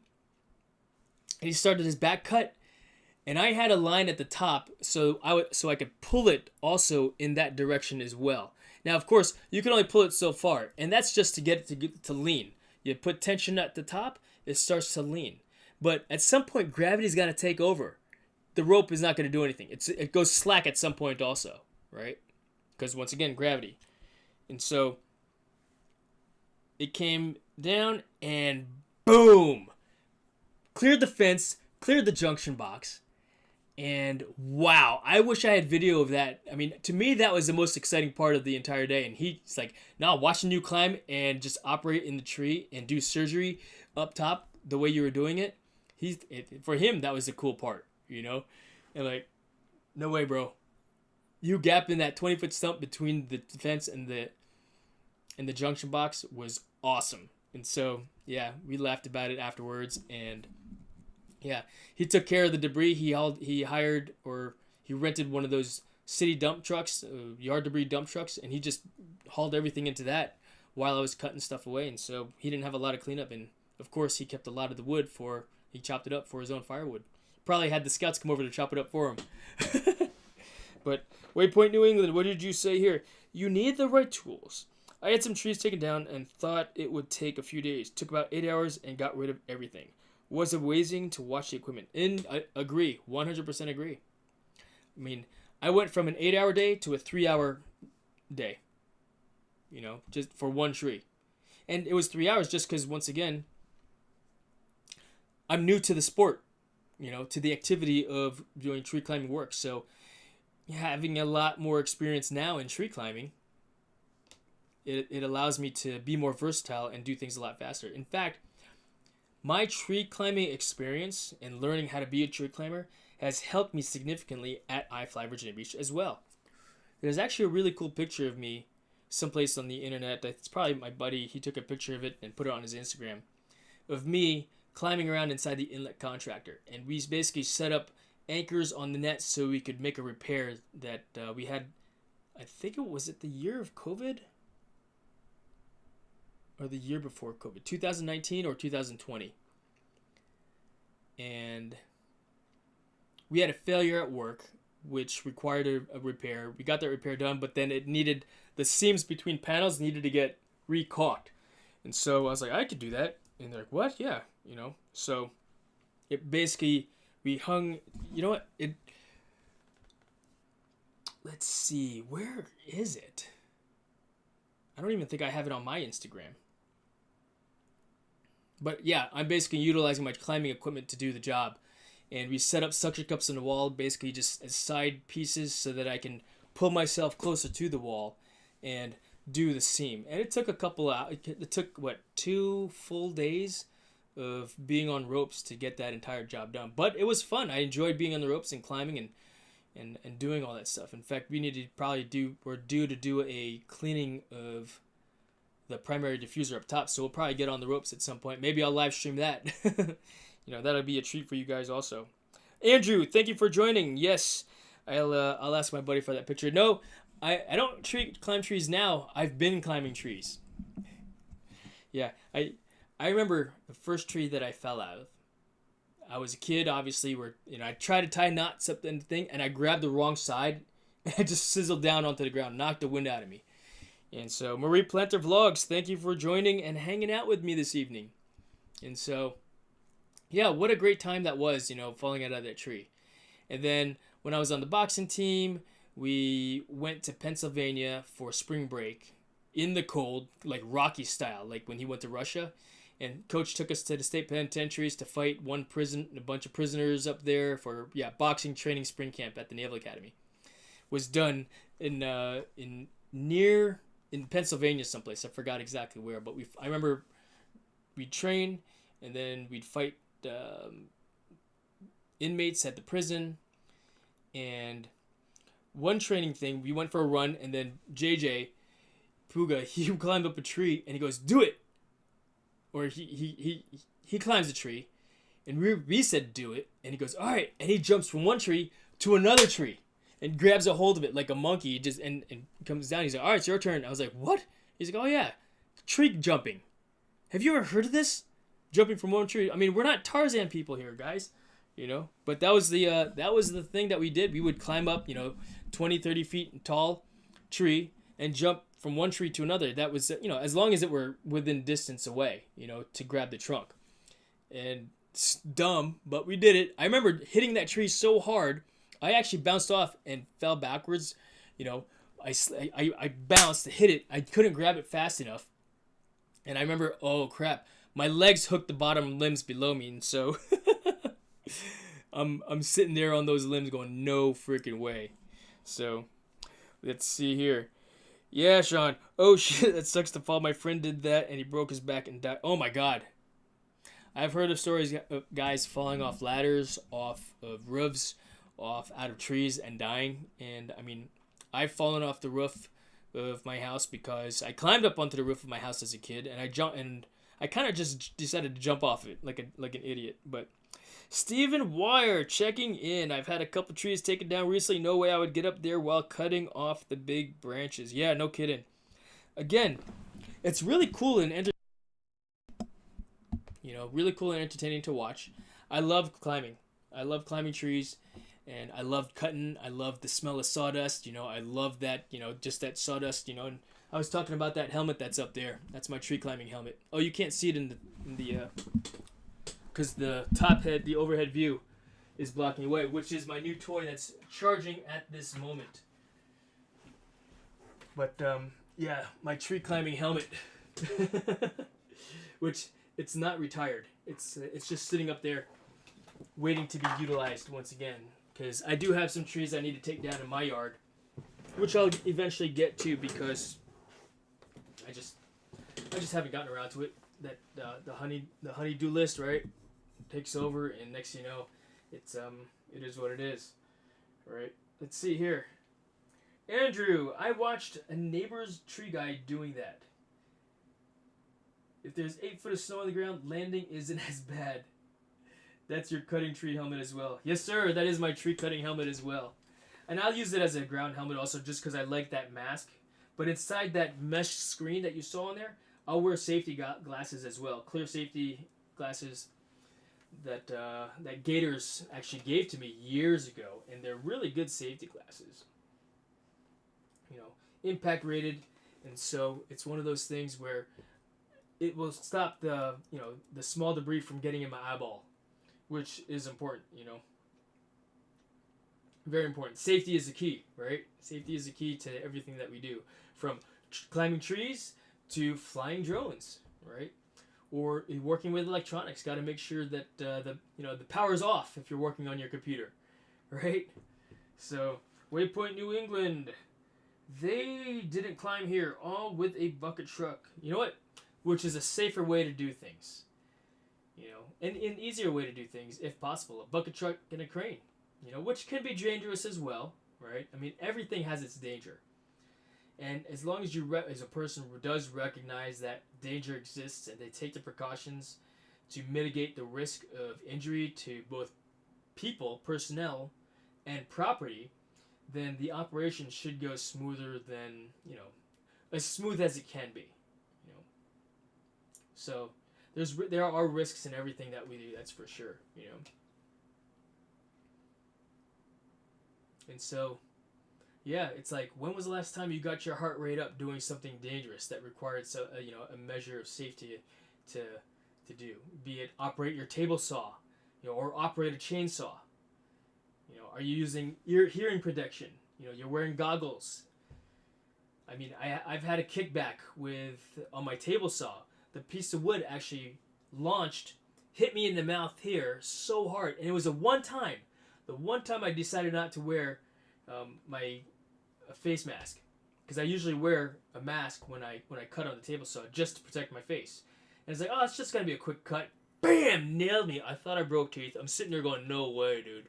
I'm feeling around my mouth, and I did not break any teeth, but I'm feeling here, and I could feel, and I go, oh man, I'm bleeding. And I was bleeding a lot. I go inside the bathroom, and I'm looking at it, and I go, whoa, this is cool. I actually had a hole in my lower lip here into my mouth. And I called my wife over, and I was like, hey, honey, take a look at this. And my wife's on. I haven't seen her respond or say anything yet. She goes, what? I was like, come in here. And she walks in, and she sees all the blood, and I'm holding my lip open, and she starts going, So I go get the sewing kit. And she goes, why? I was like, I can sew this up myself. And she's like, you're a fucking idiot.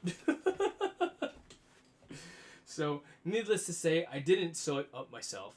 and she made me go to the emergency room. So I drove out there, bleeding out, you know, applying pressure. I actually almost got into an car accident because I'm in the middle lane, and there's a slow car here. I pass him. This guy's passing me. But for whatever reason, both wanted to merge into the middle lane where I was at the same time, and I'm like, no freaking way. And this guy was merging into my lane, and I saw him out of the corner of my eye, and I'm going, no way, dude. So I had to creep over to the right. I'm honking on the horn, holding my lip, blowing the horn, as this guy creeps into my lane. So we're both like this, and I'm moving over this way, and this guy's trying to merge also. So, and there's a semi behind me, so I can't just slam the brakes on. And yeah, that was interesting to say the least. I was I was not happy. I was pissed.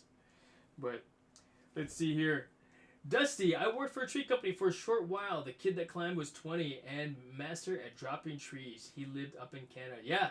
No, it's an art form, that's for sure. That's for sure. If I follow, and the funny thing is, I learned how to do, you know, the tree climbing stuff by reading the books. I mean, I've got binders of Tree Climber's Guide is over here. Tree climbing equipment. The fundamentals of tree climbing is there. National Tree Climbing Guide is up there also. I think it's called the ANSI safety equipment. I mean, I was a scout, you know, and I mean, I was a sailor, so I do know my knots. The only knot that was new to me was the butterfly knot and the Valtation VT tress, you know, which is a type of a prusik knot, VT prusik, right? Valtation.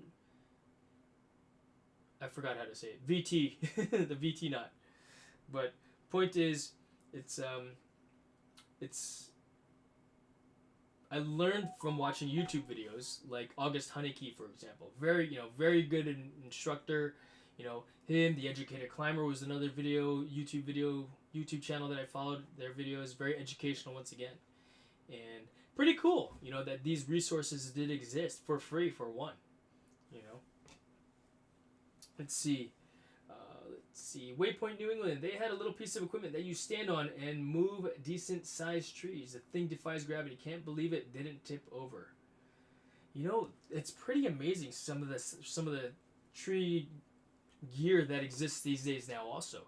I mean, I saw this thing where it basically grabs a tree, cuts it, and then basically it's like it's sheathing the tree, just chopping up all the branches as it puts the rest of it onto a stack of logs. And as long as it's in, for example, maybe 1.5 foot in diameter max, it can grab the tree, cut it, you know, turn it on its side because it's holding it with its other arm, and then another one goes and pulls all the branches and, you know, crud off of it and stacks all the logs over off to the side. It's so cool, you know. It's like doing that makes me want to move to like Alaska to be a logger. You know. So let's see here. Jason, that's not safe. 3 cars trying to occupy the same space. Indeed. It is not safe.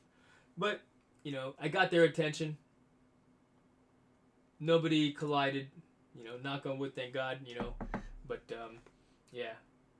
And I was driving to the VA hospital, which was, we'll call it 40 minutes away while I'm bleeding out. I had direct pressure, so I was no longer bleeding out. But, yeah, when I would remove the dressing, it would continue to bleed. So I was just pressing up. You know, the horn is your... Bro, indeed. Let's see here. Is that what it's called? Probably not the correct spelling. Good enough, man. I know what you're talking about. But the horn is a communication tool, for sure. My dad was a New York City taxi driver when he first immigrated to the U.S. And so... And he, you know, learned to drive in Manila. So I learned to drive from him. And I submit that you know what? I am a safe driver. I drive defensively. Growing up in New Jersey, that's what they taught us how to be. You know, driving in New York City all the time. I actually like driving in the city. As funny as that sounds, you know. As my wife's like, why did you get so aggressive all of a sudden? I'm like, we're in New York City. That's how I got to do. You know. And she's like, oh my God, we're gonna get into an accident. I'm driving this giant, considering it's New York City, a Toyota Sequoia. What year was that Sequoia? A couple years ago, when we first moved to New York City, 2005 Toyota Sequoia, we'll say, because we moved there in 2007, And I eventually got rid of that vehicle because parking was like $800 a month. Or was it the insurance? I think the car insurance was like $500 a month. So parking was $800 a month, $500 for the insurance. Did you know that you could get insurance? It's a liability insurance clause or rider.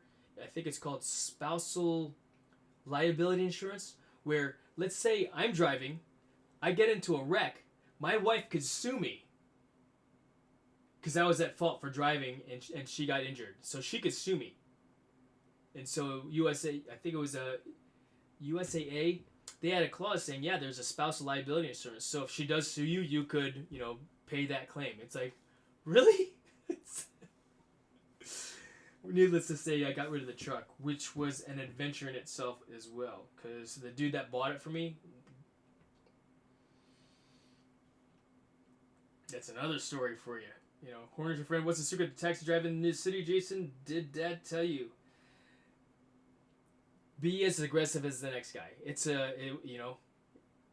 didn't actually say it, but I saw how he drove in the city, and, applying what I saw in my own driving there was fine, And people get it. If you're too passive, then you're not going to get anywhere. So you've got to, merging of lanes. You just, brake is your friend also. Accelerator is your friend, and you learn to use both, you still only drive with one foot, although I can drive with both feet.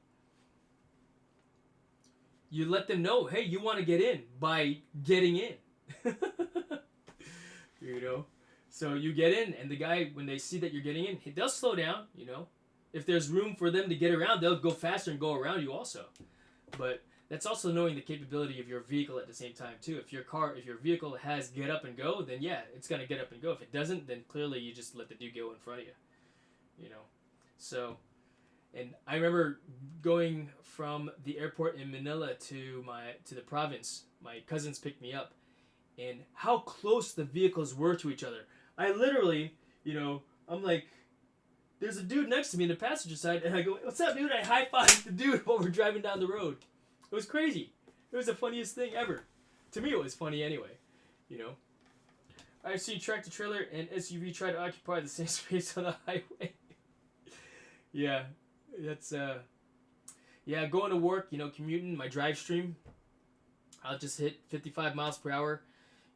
It's rare that I'll go 65 or 60 just because I drive a Ford F-150. Gasoline is expensive. And so by keeping it at 55 miles per hour, I just leave a few more minutes earlier in the day because a 9-mile commute is not going to make much of a difference between 65 miles per hour and 55 miles per hour. And it's saving me on gasoline. So that's why, I drive slow. Blinker and go, that's how I learned to drive in Detroit. Yeah, man. Yeah, city boys, right? So, yeah, learning how to drive in the city and driving in the city, entertaining to say the least, right? Entertaining to say the least. And one of those things where it worked great in Afghanistan when I was driving around out there, in Kabul. So, yeah, great times to say the least, But I think for tomorrow, what I'm going to do, I'm going to get up early enough. I'm going to play a little bit Fortnite tonight. Although, my brother is not, he and his kids went scout camping this weekend, so yeah, they are not, they're not available to play Fortnite with me this weekend, which is cool. It'll allow me to focus on getting these videos of my story-worthy stories list complete. And I didn't come up with that name for my list of videos to make. I learned that from my video coach. I guess that's the title that we can call her. She's a video consultant. She used to be a news anchor here, Cheryl Tan. In fact, some of my earlier videos, you can see that there are like hashtag Cheryl Tan, hashtag homework, because would you agree that I'm pretty comfortable on camera? Let's see here. The people who don't use the turn signal are annoying. Agree 100%. Again, a communication tool between your horn, your your brakes, your brake lights, and the blinkers, hazards. You know, I had to slow down really hard the other day on the freeway, and I saw a UPS truck behind me barreling up also because he was just merging into my lane also, and I could see a guy cut across in front of another vehicle, and I put the hazard lights on even before I put my brakes on to signify that, hey, there's danger ahead, to let the UPS driver know who was accelerating into my lane, to know that, hey, he needs to slow down also so he doesn't ram into me. But they're all communication tools to ensure safety for self and others around us are communicated because there's danger that exists. So, agree. Use your blinkers. You know, use your hazards. You know, when you flash the lights at someone in front of you, you know, hey, it means either go or whatever you're trying to signal. Hey, you can get in my lane. I'm letting you get in. I'm slowing down to let you in. You know, and if someone wants to get in that's close, I'll let him in. I'm not gonna speed up like jerks do because maybe they just were over. Maybe they were drive streaming or texting while driving and forgot to get into the lane to make the exit. You know, so I've learned to become a chill driver. You know, and not drive as aggressively. I mean, there's a time to drive aggressively, which is a tool, right? And not. And so we utilize the tools at our hands, at our fingertips to be safe and such. So I was talking about, my video coach, Cheryl Tan. I participated in this free course, you know, confidence on camera, because while I may seem confident right now, I used to not be this way. In fact, I would shy away from the camera, get that freaking thing off me. You know, I did not want to be on camera. Part of that was just how we were trained. And growing up, you know, in a Filipino family, pictures all the time. Sure, picture, videos all the time. You had a VHS camcorder, big one, right? But then when I joined the teams, it was like, hey, it was forbidden to be on camera. You did not want to be on camera. And this was when I first showed up at the team. Yeah, if you have to be on camera, you got to have your glasses off and you got to speak to the camera and this and that. And they put us, of course, through public speaking courses. But I just didn't like being on camera because they made us shy about being on camera. There was no real training on how to be on camera and how to speak to the camera and how to present in that way, if you will. And so I could do anything, right? And I thought, I want to make a video. I'm doing this drone stuff. I'd like to make a talking head video. So I was like, let me just listen in on this class. And so I did, and I got great value from that free week-long seminar that, you know, my boss, you know, we at iFly Virginia Beach, we're always about training people. And if it's either training how to be a better flight instructor or training how to be a better manager or better leader, we'll send someone to that training. So we just sent Zach, my new chief flight instructor, to a program called High Performance Workplace in Atlanta, Georgia. And he got great value out of it. And I'm looking forward to seeing how he implements a lot of the lessons learned at iFly Virginia Beach. Point is, training. So I signed up for I think it was like the $500 like 12-week course on, and I think it was called Confidence on Camera.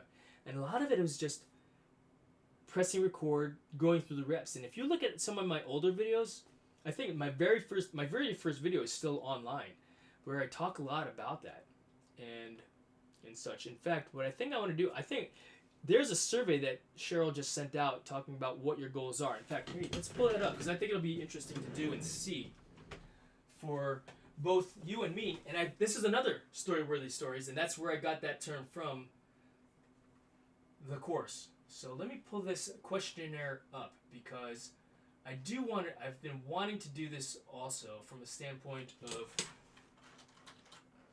hey, look at where I am now, Cheryl. I'm freaking live streaming, you know?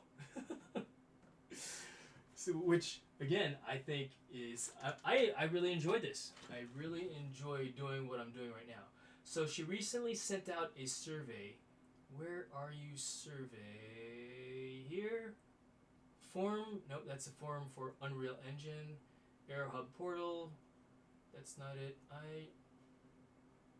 Did I close it? Fox 2 News, Fortnite. Alright, so let's just go to the email here. And I'm going to answer these questions from her survey that she wanted us to do. foundational videos for the win. Is this it? And then I want to my quick 5 questions survey. So let's answer these questions right now. So January/February 2024, it's a new year, and we know you have some big goals for 2024. I'd love to get some insight on what is on your mind, and this is from Cheryl. As a thank you for your time and energy, if you complete the 5 questions by Wednesday, February 14th, oh, I missed the deadline, we'll send a special surprise gift to your inbox later this month. I'm not worried about the surprise gift, Cheryl, but I'm doing this because I think it'd be pretty fun to do via a live stream. So what are 3 big goals you have for 2024? The goal is to produce at least 1 video per week. And I'm not there yet, but that's the goal, that's the desire, that's the drive. And so having all these various story-worthy stories, like I was taught by Cheryl once again, to have these stories lined up and at least scripted, because I'll script a lot of the videos that I do just so I have some type of a framework to work from, be it an actual script line by line, where I used to do that, and I would read it, memorize it, and then I talk to the camera and record. But you could tell that I've kind of memorized it because I'm doing this, looking straight at the camera, not really putting any, I guess, feeling or emotion into what I'm talking about. It's very, we're going to talk a little bit about this or that, or whatever I was talking about. I don't even think I can imitate it right now, unless I actually do that, read the script, so to speak. But more videos, or consistent videos, 1 per week, as well as a video like story production is something that I'd like to do also. And I'm a solo dude, so this is just me and my camera and my cell phone and the laptop and YouTube. And from a YouTube monetization perspective, I know we only need 3,000 watch hours, and I'm slowly creeping up there. It's like 3 hours per day, and clearly this live stream is going to help with that, because we're working at 2 hours of live streaming already right now. Yeah, 2 hours of live streaming. So thank you very much for continuing to hang with me as I read through this here. But let's catch up on the chat again real quick.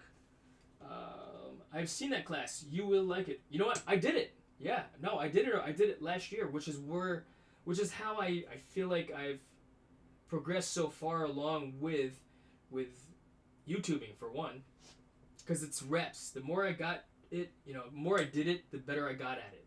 And I'm getting my reps in.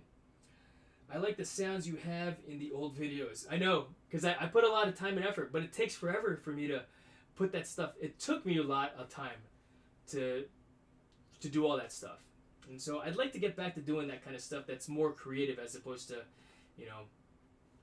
and that's the problem with doing a 1-a-week video. Maybe it's just maybe the goal should just be 1 every 2 weeks, so I could put that kind of quality of effort and production into my videos. So, but those are the goals I have, to monetize, and I don't monetize from YouTube. Now, I'm monetized in the drone business already as a result of YouTube, in a sense of I do have paying jobs for my drone flying, but I'd like to monetize YouTube and see what that's like and such. And so it's a goal. When it happens, great. When it doesn't happen, great. It's not and it's not like what these talking heads are talking about. Yeah, turn it into passive income so that you could live off of, kind of thing, but you're stuck in that hamster wheel of having to constantly create videos, I feel like, unless there's a code that one needs to crack, and maybe once I crack that code, I'll share that with you guys as well. Yeah. Let's see, what's the next question? What steps are you taking to reach those goals? For one, live streaming on a daily basis I believe is helping me reach those goals, because people are watching and rewatching the live stream videos, which count towards that monetization hourly number. The problem is that it's not enough. If it's a 3,000 hours per year, that's 8.33 hours per day that I need to grow the watch hours by. And so I need to create better content that's just going to get more views, and that's going to get shared by the people that it matters to, and particularly in the drone flying space. And there's not many people that are, I think, monetized in the drone world. And I know that some talking heads in the drone world have really niched down to FPV specific or DJI specific or at large because they've just grown and are doing stupid crazy stuff for the sake of views maybe, but good on them. Good on them. They're getting the job done, and it's causing either controversy or talk or chitter chatter to get them to maintain their monetization status, which I guess that's the goal, right? So but those are the steps by continuing to live stream and having the goals and coming up with content ideas. The thing is just find a time to actually hit record and do it. And so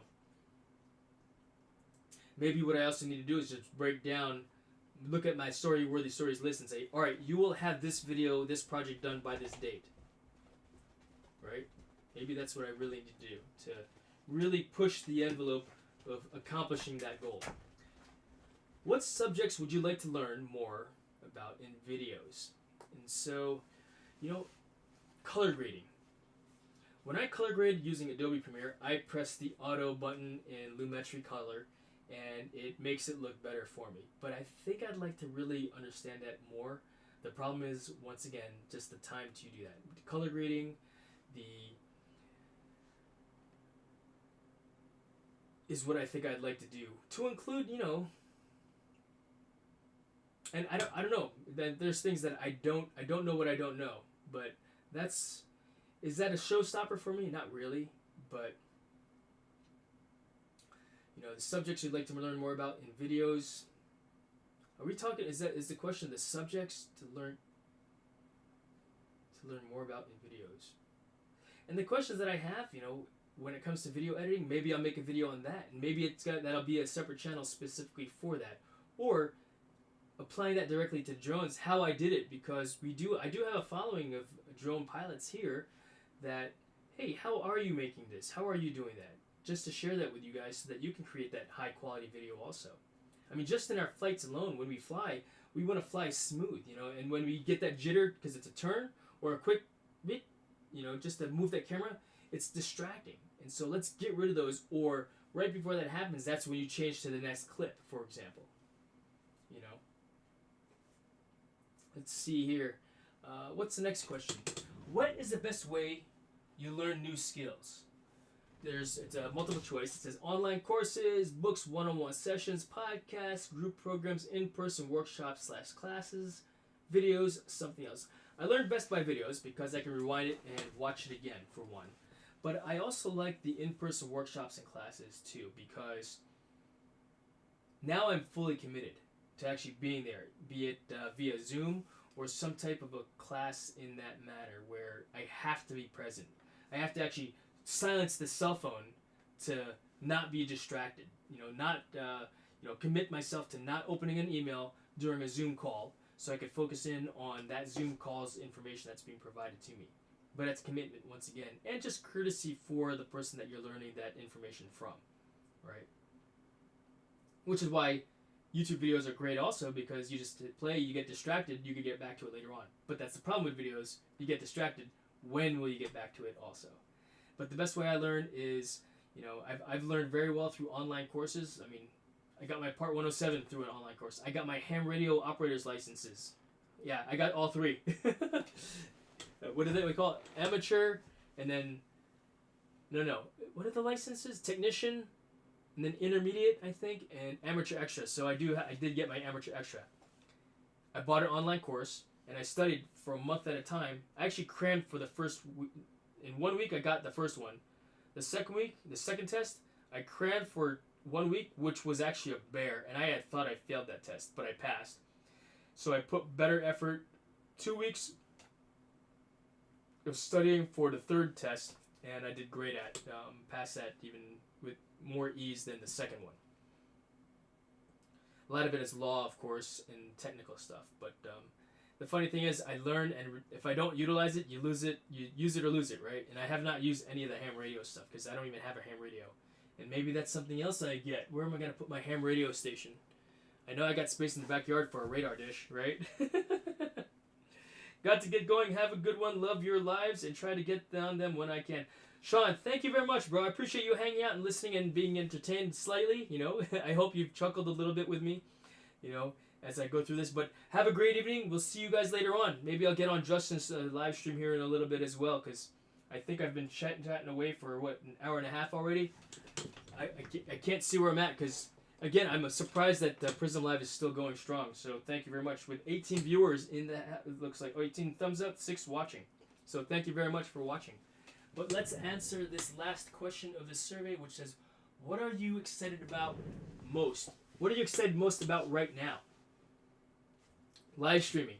I really enjoy this format of creating videos, you know, for you guys, and just talking and letting you listen to me, you know, and I thank you for listening to me, you know, my 6 viewers that are watching right now. I appreciate you greatly. Thank you so much, you know, and I know there are more interesting live streams to get in on at this time, like Justin's, and, you know, I think there's another one I think that's on this evening as well, and I don't remember, but Justin's is the only one that I will watch on Friday evenings when I have a moment to. But thank you all so much for joining and hanging out with me. I appreciate you greatly. I'm going to go ahead and say adios at this time right now. And let's see here.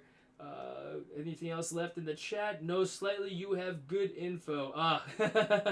Thank you very much, Sean. I appreciate you, bro. And yeah, if you've got ideas on, hey, Jason, get this piece of kit and try it out. If I can afford it, you know, if it makes sense for me to get also because I think I'm going to use it, maybe I will. Like that YOLO thing that Justin had sent to me. I don't know if I have a need for that yet. Maybe I actually do. But I'm decently happy with my mobile YouTube studio at this time. I'm not happy with this Prism Live right now because I've been having issues live streaming with it for some reason, and maybe I need to reach out to technical support to let them know, hey, what's going on with this? Maybe I'm doing something that's not right settings wise. But thank you all so much for joining my live stream this evening. I will see you again maybe tomorrow when I do a live stream of. I'll decide what I'm going to live stream for tomorrow and actually schedule it. So tonight was the first time for me to schedule a live stream in advance. Granted, it was an hour in advance because I knew I was going to do that, you know, this unboxing of that drone, which the light has turned off. In fact, you know what? Let's see if it works. What do you think? The light's off. I want to see if this works.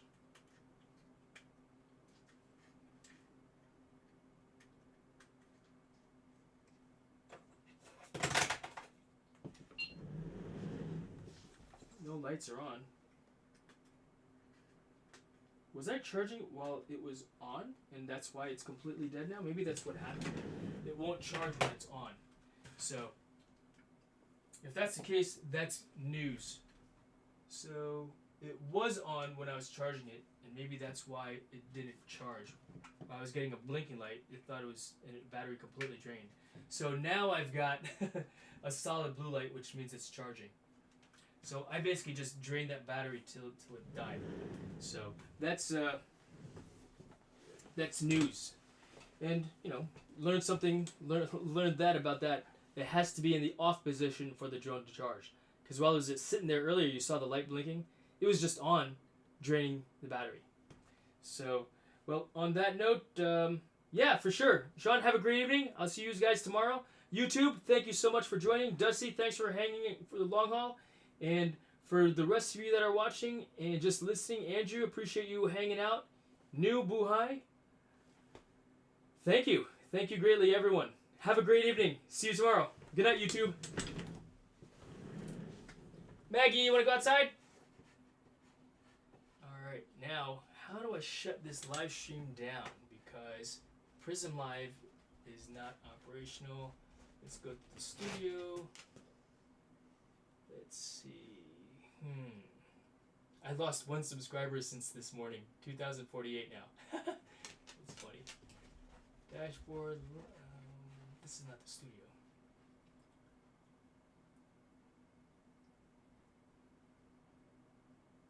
I am in the studio. Content. Live. Yeah, if you're still watching, I'm just trying to figure out how to shut this off. Because I do not see the settings page for it. Maybe if I just end it, and hopefully it saves.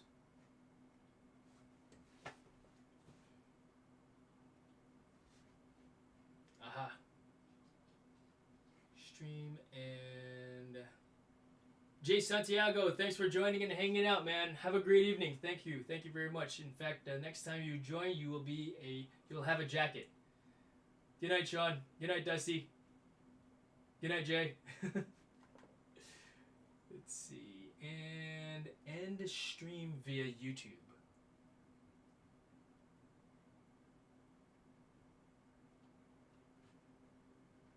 Your stream will stop immediately and you'll no longer be live.